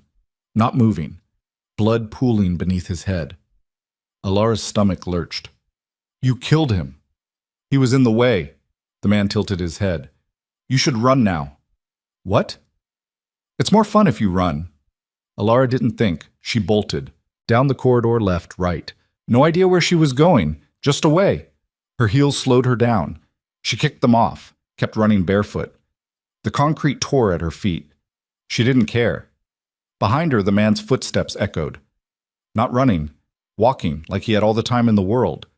Alara hit a stairwell, flew down the steps 2 at a time. Her lungs burned, her legs screamed. First floor. She crashed through a door into a hallway. Offices, dark, empty. She ducked into one, pressed herself against the wall, hand over her mouth to muffle her breathing. The footsteps grew louder, closer, stopped right outside the door. Alara held her breath. The door opened. The man stepped in, looked around. His eyes scanned the room methodically, passed over the desk, the filing cabinet, the corner where Alara crouched in shadow. He smiled. Found you. Alara grabbed the nearest object, a stapler, and hurled it at his head. It hit him square in the temple. He staggered, swore. She ran, out the door, down another hallway. Her feet left bloody prints on the tile. She could hear him behind her now, faster, angrier. Dead end. A wall. No exit. No windows. Alara spun. The man appeared in the hallway. Blood trickled down his face from where the stapler had hit. He wiped it away with the back of his hand, looked at it, looked at her. That hurt. Good. He raised the gun. Hawk wants you alive, but he didn't say unharmed. Alara's mind raced. No weapon, no escape. Nothing but her and a man who'd killed Anton without blinking. She did the only thing she could think of. She talked. Why does he want me? The man paused. You don't know? Know what? You really think you're nobody? Just some bartender who got lucky? He laughed. It sounded like gravel in a blender. You're the whole reason this started. Alara's breath caught. What are you talking about? Ask Volkov, if he's still breathing. He aimed. The shot never came. Instead, the man jerked forward, his eyes going wide. He looked down, at the blade protruding from his chest. Blood bubbled at his lips. Behind him stood Dmitri. The big bodyguard yanked the knife out. The man collapsed, twitching once, then still. Dmitri looked at Alara. You okay? She couldn't speak, just nodded. Good. Boss needs you. Volkov's alive? Barely. Come on. Bas, they found Volkov in a maintenance room on the second floor. He was sitting against the wall, one hand pressed to his shoulder, blood seeping between his fingers. His face was pale, slick with sweat, but his eyes were sharp, focused. Took you long enough, he said when he saw Dmitri. Had to stop to save your girlfriend. She's not... Volkov's gaze shifted to Alara. Something in his expression softened. You're bleeding. Alara looked down. Her feet were torn up, glass and gravel embedded in the soles. She hadn't felt it until now. Now it hurt like hell. I'm fine. You're not. Neither are you. Volkov's mouth twitched, almost a smile. Fair. Dmitri crouched beside him. How bad? Through and through, missed the bone. Volkov grimaced as Dmitri pressed gauze to the wound. I'll live. Where's Hawk? Alara asked. Gone. Disappeared the second the lights came back on. Took Rostankov with him. And Sergio? Volkov's jaw tightened. Also gone. Alara sank against the wall. So we lost. Not yet.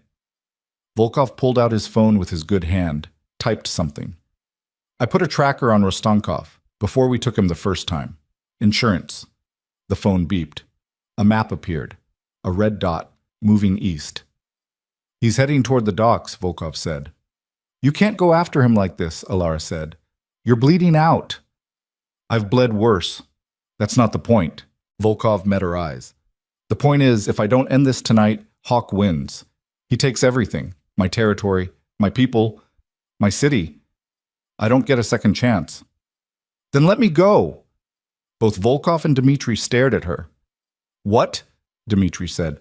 I'll follow the tracker, find out where he's going, report back. Absolutely not, Volkov said. Why not? I'm the one he doesn't know, the one he's not expecting. You're also unarmed, untrained, and 5 minutes ago someone was hunting you through a building. And I'm still alive. Volkov shook his head. No. You don't have a choice. You can't move. Dmitri can't leave you. I'm all you've got. Silence.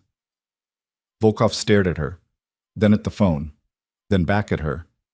You find them, you observe, you do not engage. Understand? Yes. The second you see Hawk, you call me. You don't try to be a hero. You don't do anything stupid. Okay. Alara. His voice was sharp. I mean it. You die out there. That's on me. I can't. He stopped. Exhaled. Just don't die. Alara took the phone. I won't. She didn't know if that was true, but she said it anyway. The docks were a graveyard of rusted cranes and forgotten shipping containers. Alara moved through the shadows, the phone clutched in her hand, the red dot pulsing 200 yards ahead. The air smelled like salt and diesel and rotting fish. Waves slapped against the pilings, rhythmic and hollow.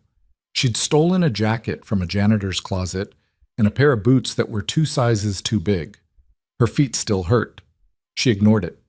The red dot stopped moving. Alara slowed. Ahead, a warehouse loomed. Lights glowed from inside, pale and flickering. Voices carried on the wind. She couldn't make out words, just tones. Calm.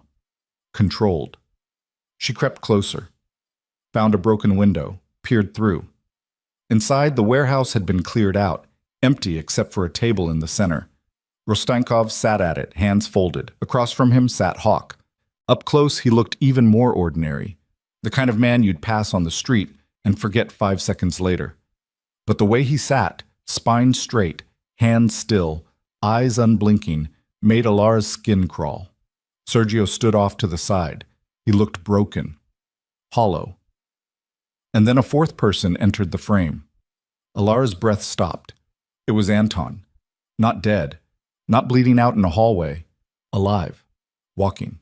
Talking to Hawk like they were old friends. Alara's mind fractured. Anton. Who'd protected her? Who'd dragged her out of the gala? Who'd told her to run? Anton worked for Hawk. The phone nearly slipped from her hand. She caught it, pressed herself tighter against the wall. Her pulse hammered in her ears. Inside, Hawk spoke. His voice was quiet. Alara strained to hear. Everything in place. Volkov's wounded, isolated, his networks fractured. By morning, the city's ours. Rostenkov shifted. And the girl? Being handled. She saw too much. She saw exactly what I wanted her to see. Alara's stomach turned. Hawk continued. Volkov trusts her now, thinks she's an asset. That makes her the perfect leverage. When we bring him in, she'll be the reason he breaks. Anton spoke up. What if she doesn't go back to him? Hawk smiled. She will. She thinks she's saving him. That's what people like her do. They can't help themselves. Alara's hands shook. They'd played her. Every step, every move. From the moment she'd grabbed Marco's wrist, she'd been a piece on Hawk's board. And Volkov. Her chest tightened. Volkov didn't know. He thought Anton was loyal, thought his inner circle was clean. She had to warn him. She pulled back from the window, started to turn. A hand clamped over her mouth. She tried to scream. The hand tightened, an arm wrapped around her waist, lifting her off the ground. She thrashed, kicked, but whoever held her was too strong. They dragged her into the warehouse, threw her onto the concrete. Alara rolled, looked up. The scarred man from the hallway, the one Dmitri had stabbed. He wasn't dead, and he looked pissed. Found her outside, he said. Hawk stood, walked over, looked down at Alara. Hello, Alara. She spat at him. He didn't flinch, just pulled out a handkerchief, wiped his face. I expected better manners. Go to hell. Hawk crouched, eye level. You've been very useful, more than you know, but I'm afraid your part in this is over. Volkov's going to kill you. Volkov's going to beg me to let him die. Hawk's voice was ice. And you're going to help me make that happen. Alara lunged. She didn't get far. The scarred man grabbed her, slammed her back down. Her head cracked against the concrete. Stars burst across her vision. Careful, Hawk said mildly. We need her conscious. Anton stepped forward, looked down at her. His expression was unreadable. I'm sorry, he said quietly. Fuck you. You weren't supposed to get this involved. You were just supposed to be a witness. Someone who saw Marco. Someone Volkov would protect. Anton's jaw tightened. But you kept pushing, kept seeing things. You made yourself important. And now you're going to kill me for it. No. Hawk stood. Now you're going to call Volkov. Tell him where you are. Tell him you found me. And when he comes, because he will come, we'll be waiting. I won't. Hawk pulled out a phone, played a video. On the screen was a woman, mid-20s, tied to a chair, gagged, terrified. Alara's heart stopped. She knew that face. Her name is Maya, Hawk said. Your roommate from 3 years ago. You lived together for 6 months before you disappeared. Changed your name. Started over. Alara couldn't breathe. She's been very cooperative, Hawk continued. Told us all about you, your past, The people you left behind. He paused the video on Maya's tear-streaked face. You make the call. She lives. You don't? She dies. Slowly. Alara's vision blurred. You're a monster. I'm efficient. Hawk held out a phone. Call him. Alara's hand shook as she took it. She had no choice. She knew that. Maya didn't deserve this. Didn't deserve to die because Alara had tried to do the right thing. She dialed Volkov's number. He answered on the first ring. Alara? His voice cracked something inside her. I found them, she said. Her voice was steady. Too steady. The docks. Warehouse 12. A pause. Are you okay? I'm fine. You're lying. Tears burned her eyes. Just get here. Please. I'm on my way. The line went dead. Hawk took the phone. Good girl. Alara's chest heaved. Let Maya go. I did what you wanted. I will. After Volkov's dead. You're lying. Hawk's smile didn't reach his eyes. Probably. He walked away, gestured to Anton and the scarred man. Prep the site. I want clean sight lines. No exits. When Volkov walks in, he doesn't walk out. They moved, hauled equipment, set up positions. Alara sat on the cold floor, her back against a crate, and tried not to fall apart. She just sentenced Volkov to death, and there was nothing she could do to stop it. 20 minutes later, headlights cut through the dark. Hawk's men took positions. Rifles trained on the entrance. Anton crouched behind a stack of pallets. The scarred man perched on a catwalk, sniper rifle in hand. Alara was zip-tied to a support beam in the center of the room. Visible. Bait. She pulled at the restraints. The plastic bit into her wrists. Drew blood. The warehouse door opened. Volkov stepped through. Alone. No Dmitri. No backup.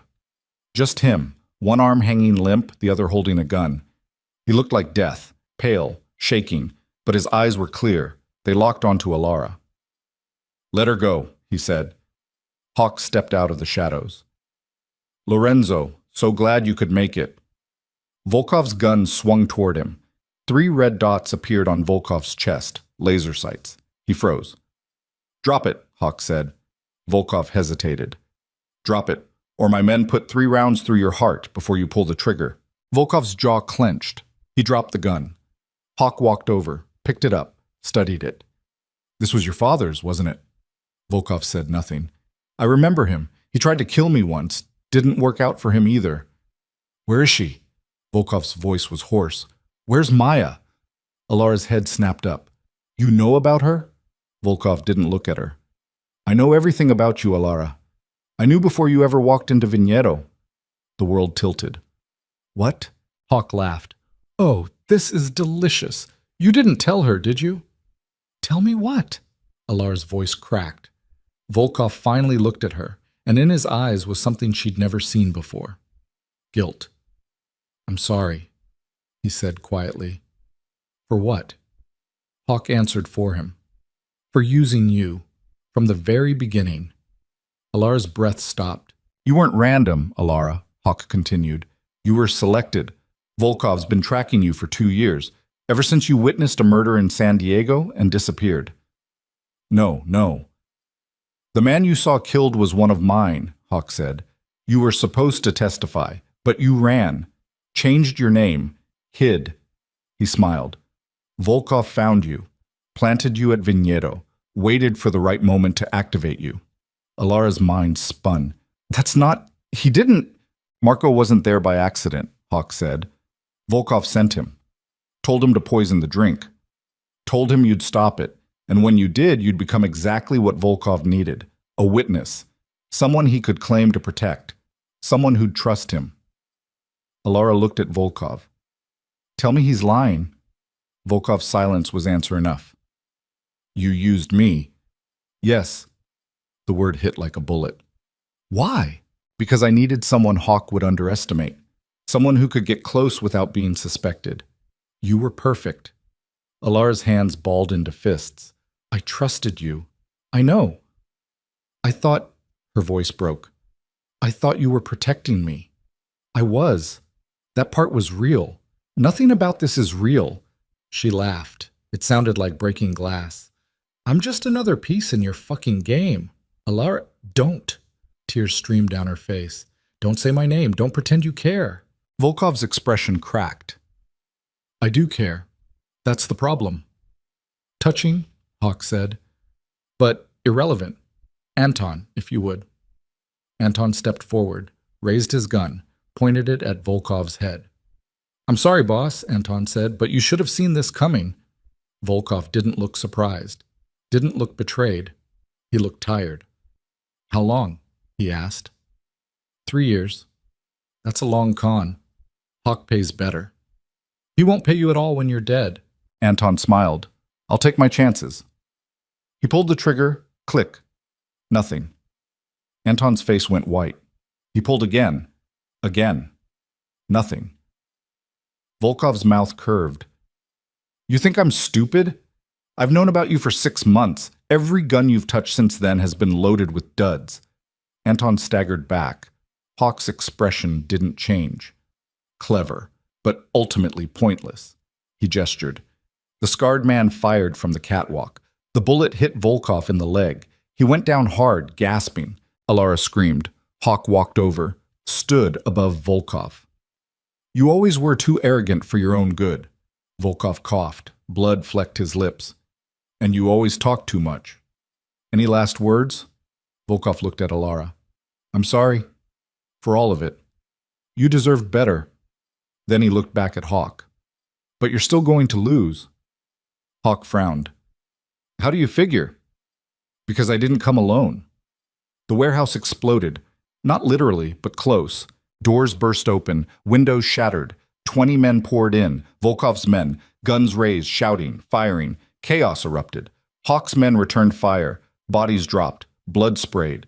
The air filled with smoke and noise and death. Alara pulled at her restraints. The zip tie wouldn't break. A bullet hit the beam above her head. Wood splintered. She screamed Volkov's name. He was crawling toward her, dragging himself across the concrete, leaving a trail of blood. Hold on, he gasped. He reached her, pulled a knife from his boot, cut the zip tie. Alara's hands came free. We need to go, she said. Can't. Leg's done. I don't care. I'm not leaving you. He grabbed her face, forced her to look at him. I lied to you. I used you. You should hate me. I do. Then why are you still here? Alara's throat tightened. Because I'm an idiot. Volkov's laugh turned into a cough. Yeah, you are. An explosion rocked the building. Fire bloomed in the corner. Smoke billowed. Alara, run. No. Please. She hauled him to his feet, draped his arm over her shoulders, started moving. They made it 10 feet before Hawk stepped in front of them. His suit was torn. His face was bloody, but his gun was steady. End of the line, he said. He aimed. Volkov shoved Alara aside. The gun fired, but the bullet didn't hit Volkov. It hit Sergio. The man had appeared from nowhere, thrown himself between Hawk and Volkov. The bullet took him in the chest. He collapsed. Hawk stared. You... Sergio smiled. Blood bubbled between his teeth. Told you. She's alive. Nebraska. He died with his eyes open. Hawk's face twisted. He raised the gun again. Volkov was faster. The knife buried itself in Hawk's throat. Hawk staggered, dropped the gun, grabbed at the knife. Blood poured between his fingers. He fell, twitched once, went still. Volkov sagged. Alara caught him. Is it over? She whispered. No. Volkov's voice was weak. It's never over. The building groaned. Fire spread. The ceiling started to collapse. We have to move, Alara said. She dragged him toward the exit, through smoke and fire and bodies. Her lungs burned, her legs screamed. They burst out into the night air, collapsed onto the pavement. Behind them, the warehouse roared. Flames reached toward the sky. Alara lay on her back, gasping, staring up at the stars. Beside her, Volkov's breathing was shallow, ragged. Volkov? No answer. Volkov, stay with me. His eyes fluttered open, focused on her. You're still here, he murmured. Yeah. Why? Alara's tears mixed with soot and blood. I don't know. He smiled, faint, broken. You're a terrible liar. His eyes closed, and for the second time that night, Alara thought he was dead. But his chest still rose, still fell, and somewhere in the wreckage, sirens began to wail. The hospital smelled like antiseptic and death. Alara sat in a plastic chair outside the operating room, her hands still stained with Volkov's blood. She'd refused to wash them, refused to move. The nurses had tried twice to get her to clean up, change clothes, eat something. She'd told them to fuck off. 4 hours. That's how long he'd been in surgery. 4 hours of fluorescent lights buzzing overhead, and doctors in scrubs rushing past with faces that gave nothing away. 4 hours of wondering if the man who'd lied to her, used her, saved her, was going to make it through the night. She didn't know what she wanted the answer to be. Dmitri stood by the window, arms crossed, staring out at the city. He'd shown up an hour after the ambulance, hadn't asked questions, just took position like a sentinel and hadn't moved since. You should rest, he said without turning around. I'm fine. You're covered in blood and haven't blinked in 20 minutes. Alara looked down at her hands. The blood had dried to a rust-brown crust under her nails. Volkov's blood. Sergio's blood. Maybe her own. She couldn't tell anymore. What happens now? She asked quietly. Dmitri was silent for a long moment. Depends if he lives. And if he doesn't, then the city tears itself apart. Every crew, every territory, every deal Volkov kept in balance, it all goes to war. He finally turned to look at her. And you become the most valuable person in this city. Alara's head snapped up. What? You were there. You saw everything. You know who betrayed who, who's dirty, who's clean. That information is worth more than gold right now. His expression was unreadable. People will kill for it, or kill you to bury it. I don't want any part of this. Too late. You're in it. The operating room doors swung open. A surgeon stepped out, pulling off blood-stained gloves. His face was drawn, exhausted. Alara stood. Her legs nearly gave out. How is he? The surgeon's eyes were kind, tired. He's alive. Barely. The bullet in his leg shattered the femur. We had to put in a rod. The shoulder wound reopened during the firefight. He lost a lot of blood. Between that and the smoke inhalation. He paused. The next 24 hours are critical. If he makes it through, he's got a chance. Can I see him? Not yet. He's in recovery. Sedated. Maybe in a few hours. The surgeon left. Alara sank back into the chair. Relief and dread twisted in her gut like barbed wire. He was alive. For now. Dmitri's phone buzzed. He looked at it. His jaw tightened. What? Alara asked. Rostankov's dead. Found in his car an hour ago. Single gunshot to the head. Alara's blood went cold. Hawks people? Maybe. Or someone tying up loose ends. Dmitri pocketed the phone. Either way, the board's shifting, fast. What about Maya? Who? My friend. The woman Hawk threatened. Is she?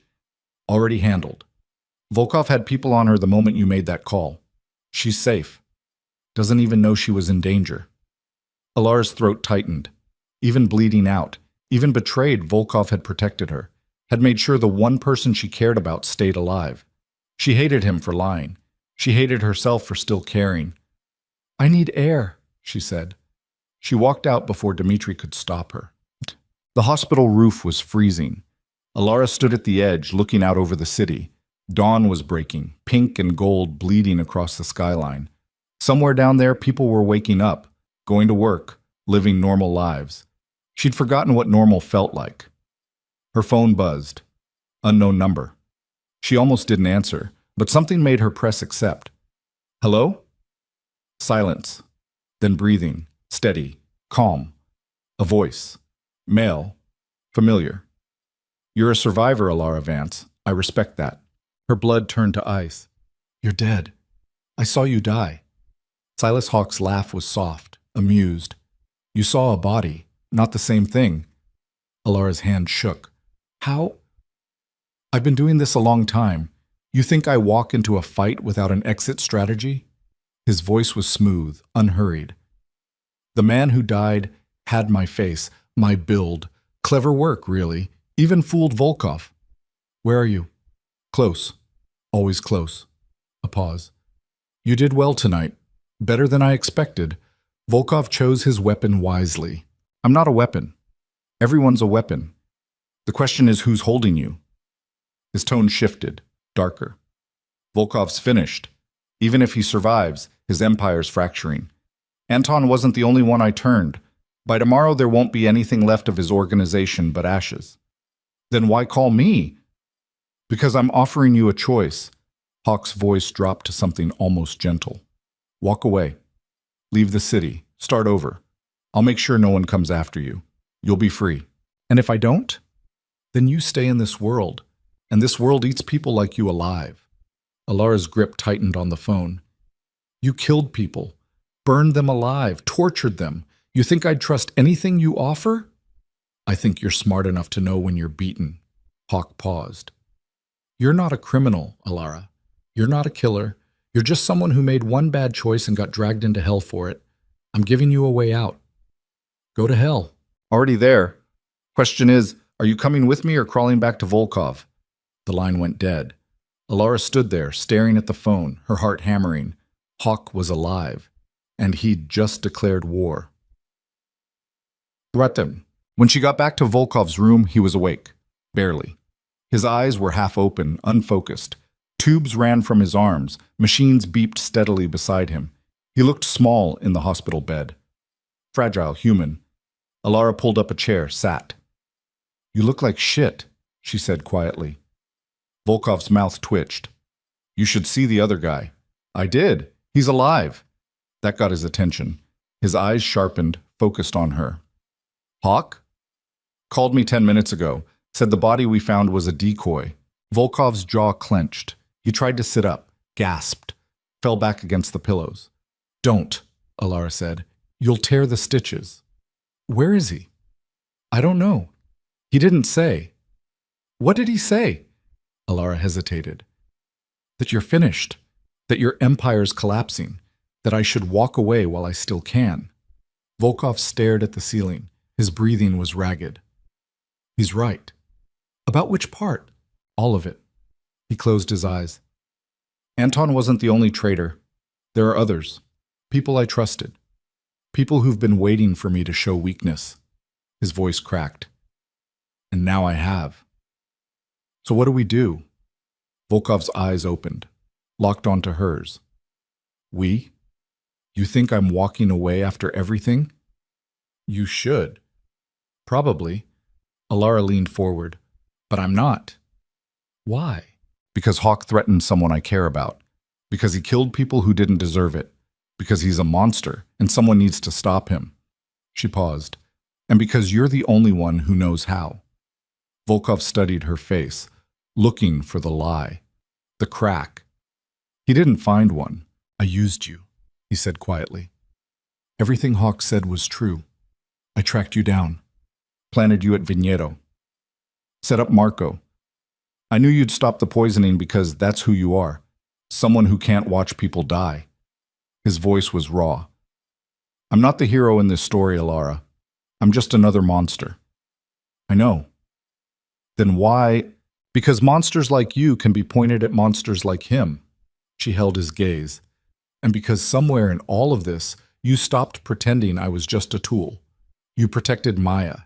You tried to save me even when it cost you everything. That has to count for something. Volkov's throat worked. It doesn't change what I did. No, but it changes what happens next. He was quiet for a long moment. Then he reached out.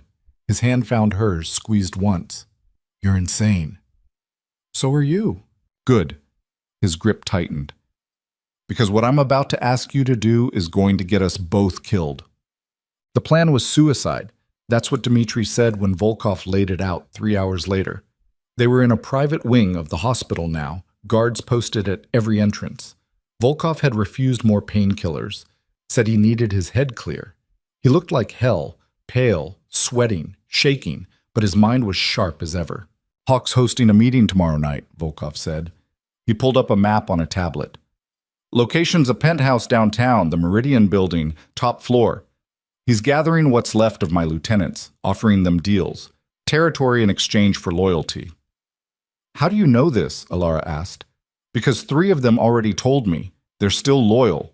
He grimaced. For now. Dmitri crossed his arms. And you want to walk in there, in your condition. And do what exactly? End it. Volkov's voice was cold. I take Hawk's head, in front of everyone, show them what happens to traitors. You can barely stand. Then I'll sit. Point is, I show up. I don't hide. I don't run. His eyes were hard. The moment I do, I lose everything. You'll die. Maybe. Volkov looked at Alara. That's where she comes in. Alara's stomach dropped. What? Hawk doesn't know you're still with me. He thinks you're scared, alone. He offered you a way out, which means he still sees you as harmless. Volkov leaned forward. You go in first, as a guest. Someone looking to make a deal. Get close to him. When I make my move, you make yours. You want me to kill him? I want you to distract him long enough for me to. That's insane. It's the only play we have. Dmitri shook his head. This is suicide for both of you. You have a better idea? Volkov's voice was sharp. Silence. Thought not. Volkov turned back to Alara. I won't force you. You walk away right now. I'll make sure you're protected. New identity. New city. Hawk will never find you. And you? I do this alone. And probably die. Alara looked at him. At the man who dragged her into hell and somehow made her want to stay. At the scars and the blood and the exhaustion that ran bone deep. When do we leave? She asked. Volkov's expression softened. Just for a second. Tomorrow, sundown. They spent the next day preparing. Volkov made calls, pulled favors, reactivated old contacts. By noon, he had 20 men willing to back him. By evening, 30. It wasn't enough. Not against what Hawk had built. But it was something. Alara trained with Dmitri, basic combat. How to hold a gun. How to aim. How to pull the trigger without flinching. She flinched anyway. Again, Dmitri said. She fired. The target's shoulder exploded. Not the head, not the heart. Close enough. You're not going to be a marksman in one day, Dmitri said. Just point and shoot. Don't think. Don't hesitate. Easy for you to say. No, it's not. He reloaded the gun, handed it back. But you do it anyway, because the alternative is dying. Alara fired again. This time, the shot hit center mass. Dmitri nodded. Better. Bolt. The Meridian building was glass and steel, 40 stories of corporate power and old money. Alara walked in through the front entrance at 8 p.m. She wore a black dress, simple and elegant, borrowed from someone in Volkov's network. Her hair was pulled back. Makeup covered the bruises. She looked like she belonged. Security stopped her at the elevator. Name? Alara Vance.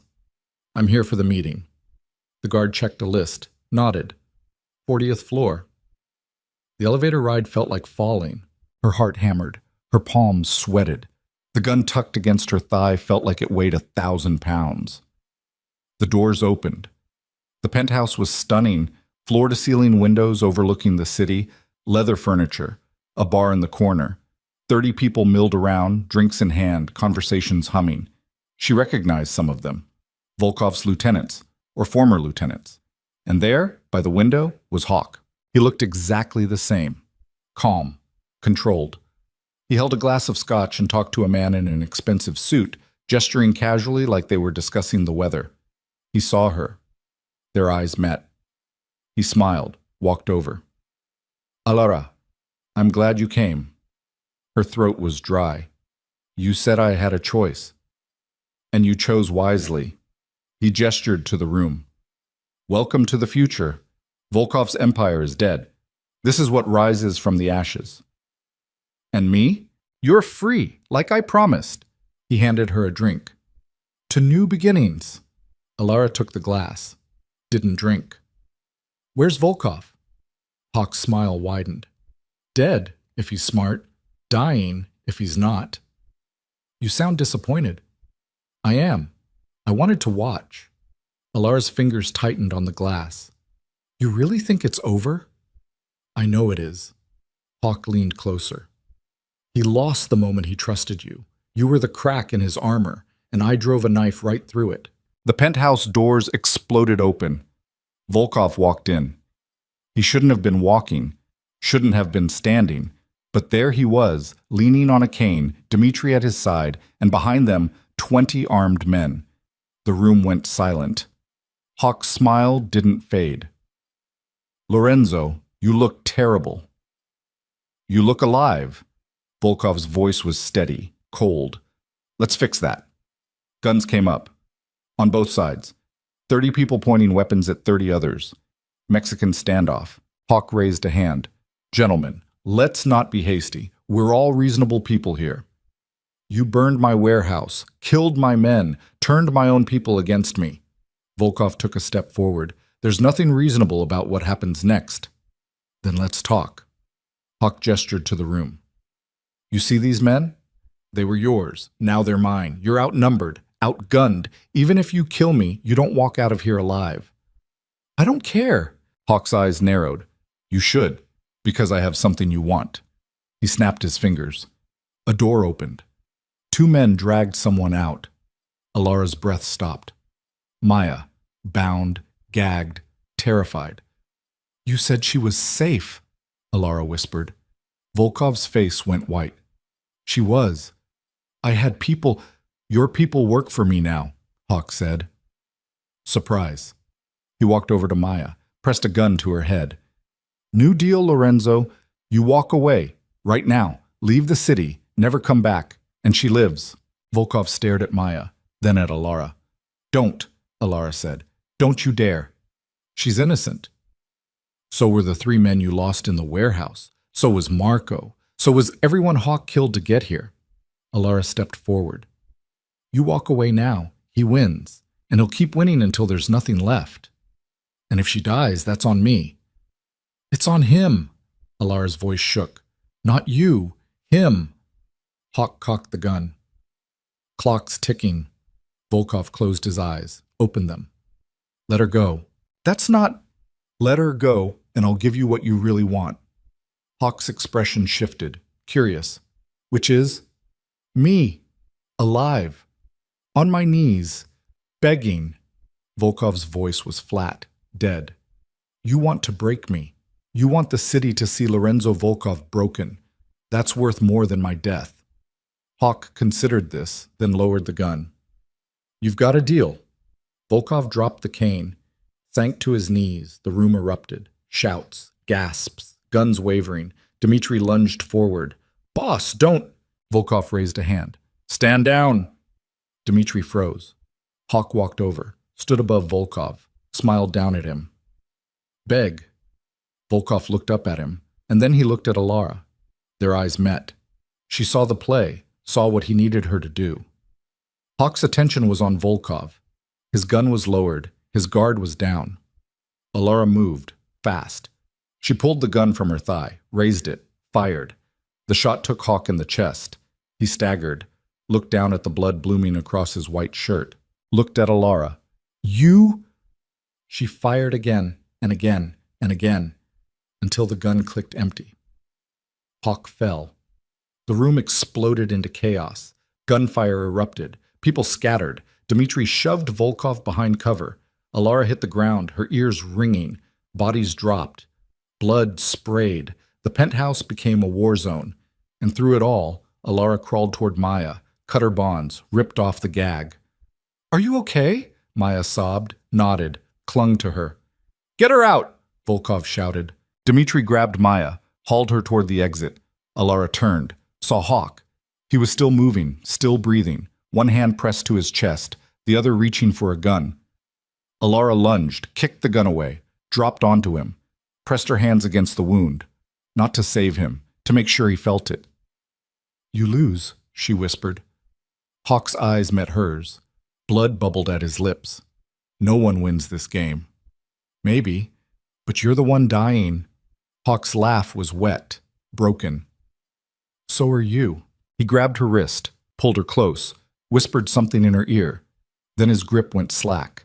His eyes went empty. Silas Hawk was dead. Alara sat back, stared at her hands, at the blood.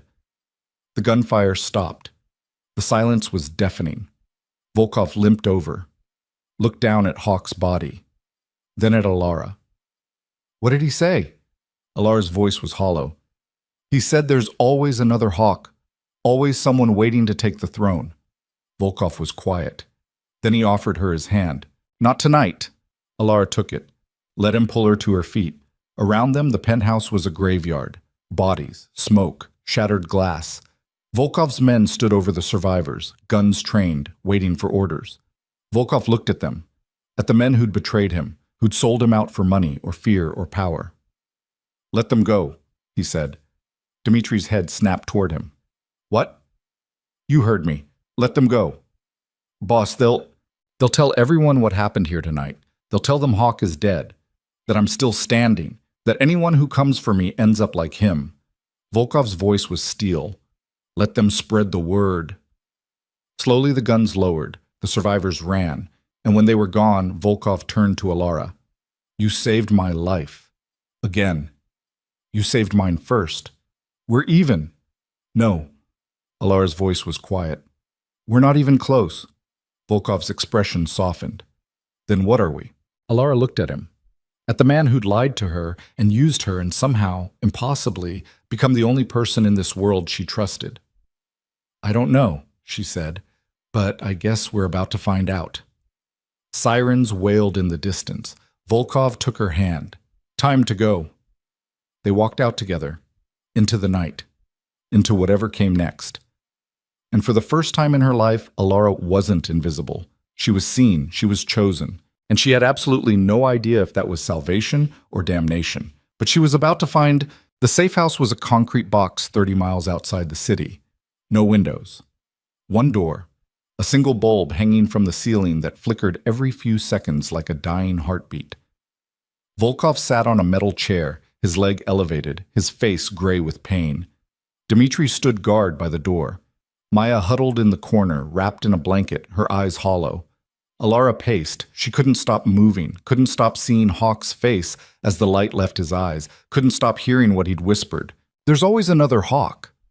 Her hands were clean now. She'd scrubbed them raw in a gas station bathroom 20 miles back. But she could still feel the blood. Sticky, warm, permanent. Sit down, Volkov said quietly. You're going to wear a hole in the floor. I killed him. Yes. I shot him 4 times. I counted 5. Alara stopped, looked at him. Does it get easier? Volkov's expression was unreadable. No. Then how do you do it? You don't think about it. You just survive, and then you live with it. He shifted in the chair, winced. Or you don't live with it. Those are the options. Alara sank against the wall, slid down until she was sitting on the cold concrete. What did he mean? What he said before he died? Exactly what you think. Volkov's voice was flat. Killing Hawk didn't end this. It just opened the door for the next predator, someone smarter, someone who learned from his mistakes.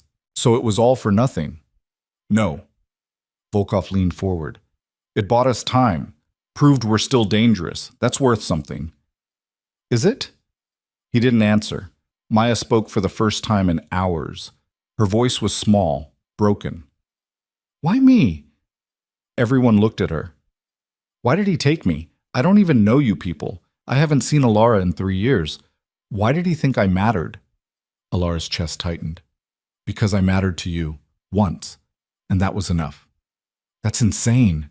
That's how this world works. Alara looked at her hands. I'm sorry.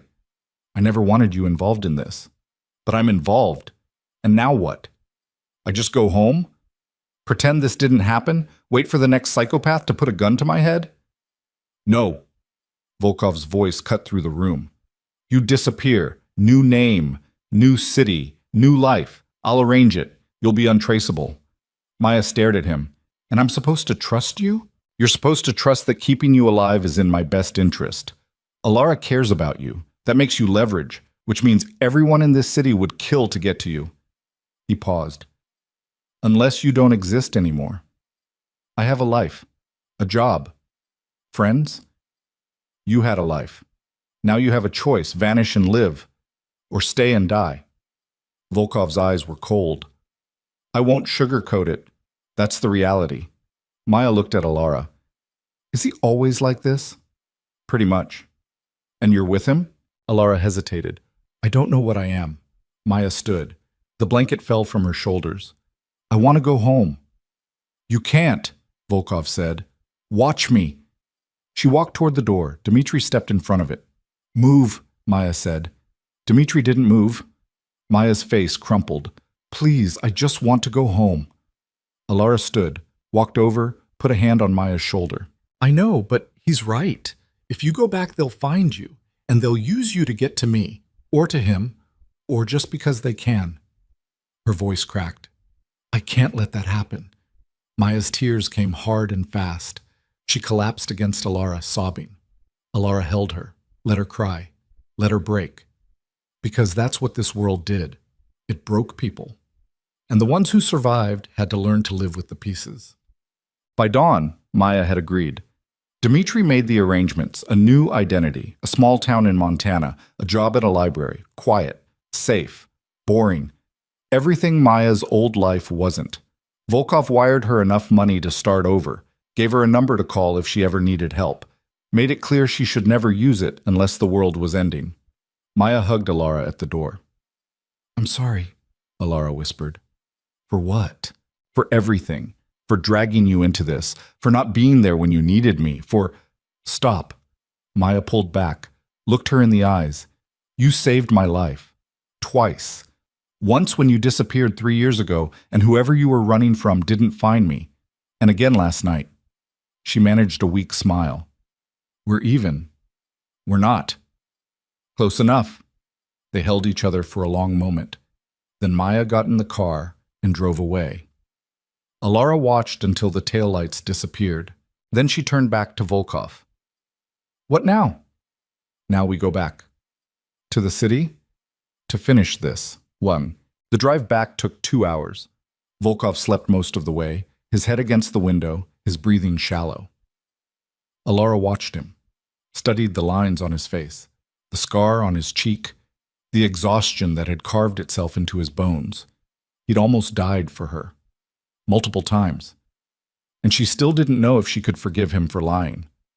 Dmitri caught her eye in the rearview mirror. He's not a good man, Dmitri said quietly. I know. But he's not the worst either. Is that supposed to make me feel better? Dmitri shrugged. It's supposed to be the truth. You decide what to do with it. They reached the city as the sun climbed over the skyline. The streets were waking up. Coffee shops opening, people heading to work. Life continuing like the world hadn't almost ended last night. Volkov woke when the car stopped. Where are we? The penthouse, Dmitri said. It's secure, for now. They rode the elevator up in silence. When the doors opened, the penthouse looked the same. Glass. Steel. The city spread out below like a kingdom. Volkov's kingdom. Or what was left of it. He walked to the window, stared out. How many did we lose? He asked. 15 dead, 8 in the hospital, 3 missing. Dmitri's voice was flat. The rest are waiting for orders. And the lieutenants? The ones who didn't betray you are still loyal. The ones who did are either dead or running. Good. Volkov turned. Call a meeting. Everyone who's left, tonight. I want them here. What are you going to tell them? The truth. Dmitri left. Alara stayed. Volkov looked at her. You should go. Where? Anywhere but here. You've done enough, more than enough. You don't get to decide that. Alara saw. Stop. She crossed the room, stood in front of him. You brought me into this. You don't get to push me out now because it's convenient. I'm not pushing you out. I'm trying to save you. From what? From becoming me. His voice was raw. You killed someone last night. You think that doesn't change you? You think you can just walk away and pretend it didn't happen? I know it changed me. I'm not stupid. Then you know staying here means more blood, more death, more nights where you can't sleep because you see their faces. Volkov's hands balled into fists. I don't want that for you. What do you want for me? He was silent for a long moment. Then he said, I want you to have a life. A real one. Not this. Alara's throat tightened. And you? I'm already gone. Have been for a long time. She reached out, touched his face. He flinched, then leaned into her hand. You're not gone, she said softly. Not completely. How do you know? Because if you were, you wouldn't care what happens to me. Volkov's eyes closed. That's the problem. I care too much.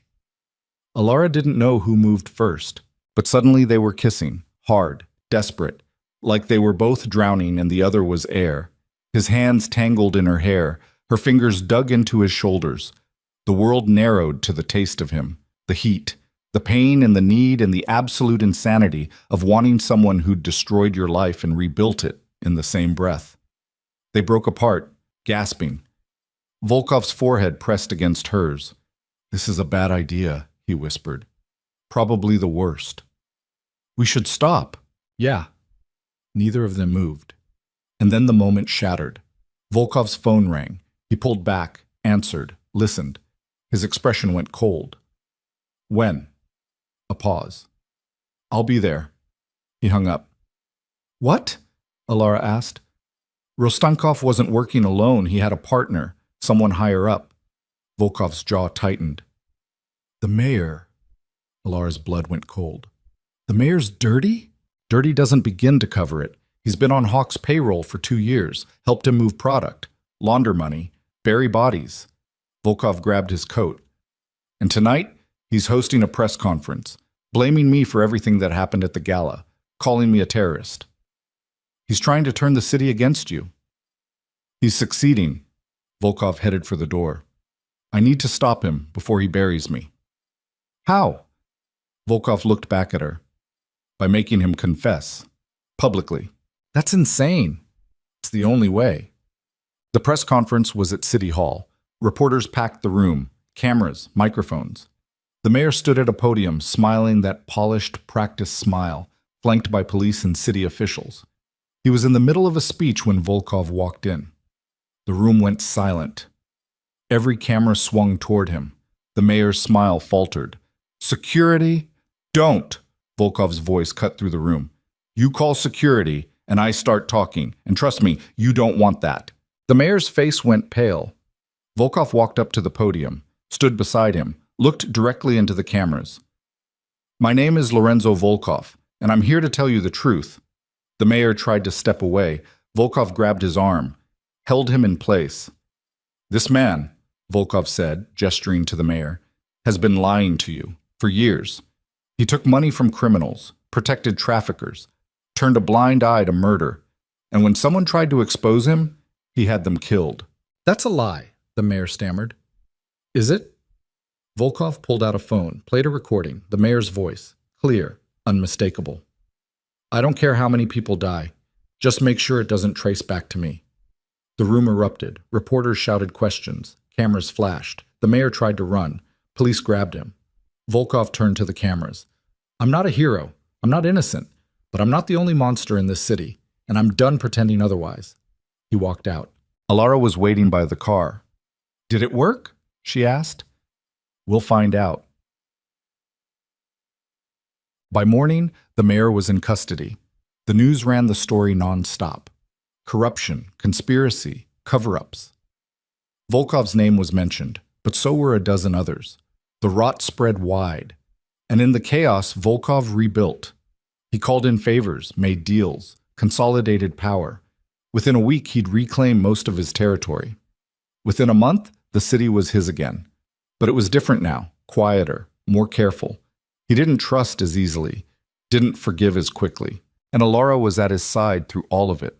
She became his eyes, his memory, the person who saw patterns no one else did. She wasn't invisible anymore. She was essential, and she hated it, and she loved it, and she didn't know which feeling was going to kill her first. 3 months after Hawk died, Alara stood on the penthouse balcony staring out at the city. Volkov joined her, handed her a drink. You've been quiet, he said. I've been thinking. About? Whether I want to stay. Volkov was silent. I've been here for months, Alara continued, and I still don't know what I'm doing, if I'm helping, if I'm just another piece in your game. You're not a piece. Then what am I? Volkov looked at her, really looked at her. You're the only person in this city I trust, the only one who sees me as something other than a weapon or a threat. He paused. You're my anchor. Alara's chest tightened. That's a lot of pressure. I know. And if you want to leave, I won't stop you. Will you protect me, like you did Maya? Always. Alara turned back to the city. Let the wind hit her face. Let the lights blur. I don't want to leave, she said quietly. Then don't. But I don't want to be your anchor either. I want to be... She stopped, searching for the word. What? Myself. Whoever that is. Volkov stepped closer. Then be yourself. Here. With me. And if that version of myself can't live in your world, then we'll figure it out, together. Alara looked at him, at the man who'd lied to her and used her and somehow, impossibly, had become the only person who made her feel real. Okay, she said. Okay? I'll stay. For now. Volkov smiled. Faint, genuine. For now is enough. 6 months later, the city felt different, calmer. The violence had dropped. The gangs had stopped fighting for scraps and started negotiating. Volkov's iron grip had softened into something more like order, and Alara had found her place in it. She ran intelligence, gathered information, identified threats before they became problems. She was good at it, better than she'd ever been at being invisible, because now being seen meant being powerful. But power came with a price. She'd killed 2 more people in those 6 months, both in self-defense, both necessary. It didn't make it easier. She still saw their faces, still woke up at 3 a.m. gasping, reaching for a gun that wasn't there. Volkov understood. He didn't try to fix it, just held her when the nightmares got bad. Let her break. Let her rebuild. They never talked about what they were. Lovers, partners, survivors. Maybe all 3. Maybe none. One night, as they lay in bed, the city lights filtering through the windows, Alara asked the question that had been burning in her chest for months. Do you regret it? Bringing me into this? Volkov was quiet for a long time. Then he said, Every day. Alara's breath caught. But I'd do it again, he continued, because you saved my life in more ways than one. I don't feel like I saved anything. You did. He turned to face her. Before you, I was just surviving, going through the motions, waiting for the next hawk to put a bullet in my head. His hand found hers. You made me want to live again. That's not nothing. Alara's throat tightened. What if I'm not strong enough for this? You are. You've proven that. What if I break? Then I'll put you back together, the way you did for me. Alara closed her eyes, let the words sink in. I'm terrified, she whispered. Good. Fear keeps you sharp. That's what you said the first night. It's still true. Alara opened her eyes, looked at him. I don't know if I love you or hate you. Volkov's smile was sad. Most days I don't either. But you're here. So are you. And that somehow was enough. 1 year after the night at Viñedo, Alara stood behind the bar again. Not the same bar. A new one. Smaller, quieter. A place Volkov owned but didn't advertise. She didn't have to work there. Volkov had offered her a dozen other positions. Security, strategy, operations. But she chose the bar because it reminded her of who she used to be. Before the blood. Before the bullets. Before she became someone people feared. She poured drinks. Listened to conversations. Watched people. And sometimes late at night she'd see someone who looked scared. Nervous. Like they were about to make a choice that would change their life. And she'd remember the night she grabbed Marco's wrist, the night she stopped being invisible, the night everything changed, and she'd wonder, if she could go back, would she do it differently? The answer was always the same, no.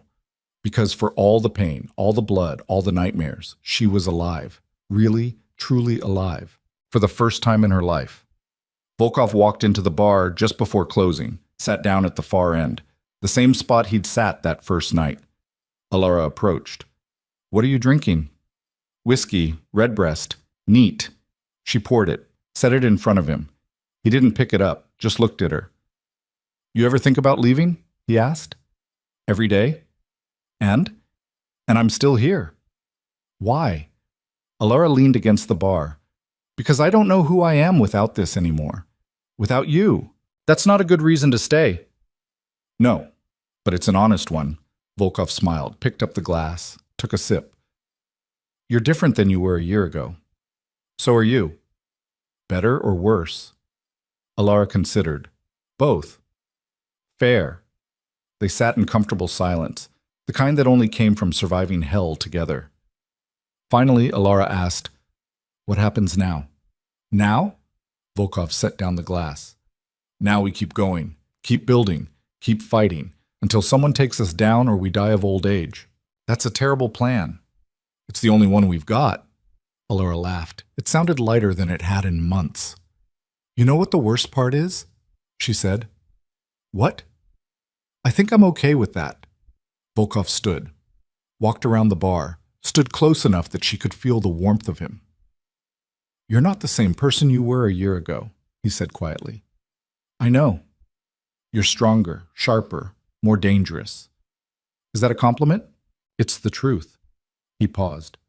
But you're also still you, still the woman who couldn't watch someone die, who saved a man she had every reason to let bleed out. His hand cupped her face. Don't lose that. No matter what this world throws at you, don't lose that. Alara's eyes burned. What if I already have? You haven't. I'd know. How? Because I lost it years ago, and I see the difference every time I look at you. She leaned into his touch. Let herself have this moment, this fragile, impossible moment where the monster and the witness pretended they could be something else. I don't know how this ends, she whispered. Neither do I. Does that scare you? Volkov's thumb traced her cheekbone. Terrifies me. Good, Alara said. Fear keeps you sharp. He laughed. Actually laughed. The sound filled the empty bar, and for the first time in a year, Alara felt something close to peace. Not happiness, not safety, just the quiet certainty that she was exactly where she was supposed to be. In a world of wolves, she'd learned to see, and that was enough. The city breathed on, velvet and neon, secrets and blood. The same game with different players. Volkov's empire stood, scarred but standing, stronger than before. And Alara Vance, the ghost who became a weapon, stood beside him. Not innocent, not untouched, but alive, chosen, free. In the end, she hadn't survived by hiding. She'd survived by learning to fight, by learning when to save a life and when to take one, by learning that the line between monster and survivor was thinner than she'd ever imagined. And sometimes, the only way to stay human was to embrace the parts of yourself that weren't. She didn't know if that made her a hero, didn't care. She was a survivor, and in a city that ate people alive, that was the only thing that mattered. The bar closed, the lights dimmed, and Alara Vance walked out into the night, hand in hand with a monster, ready for whatever came next. Because the game never ended, the players just got better, and she'd learned to play,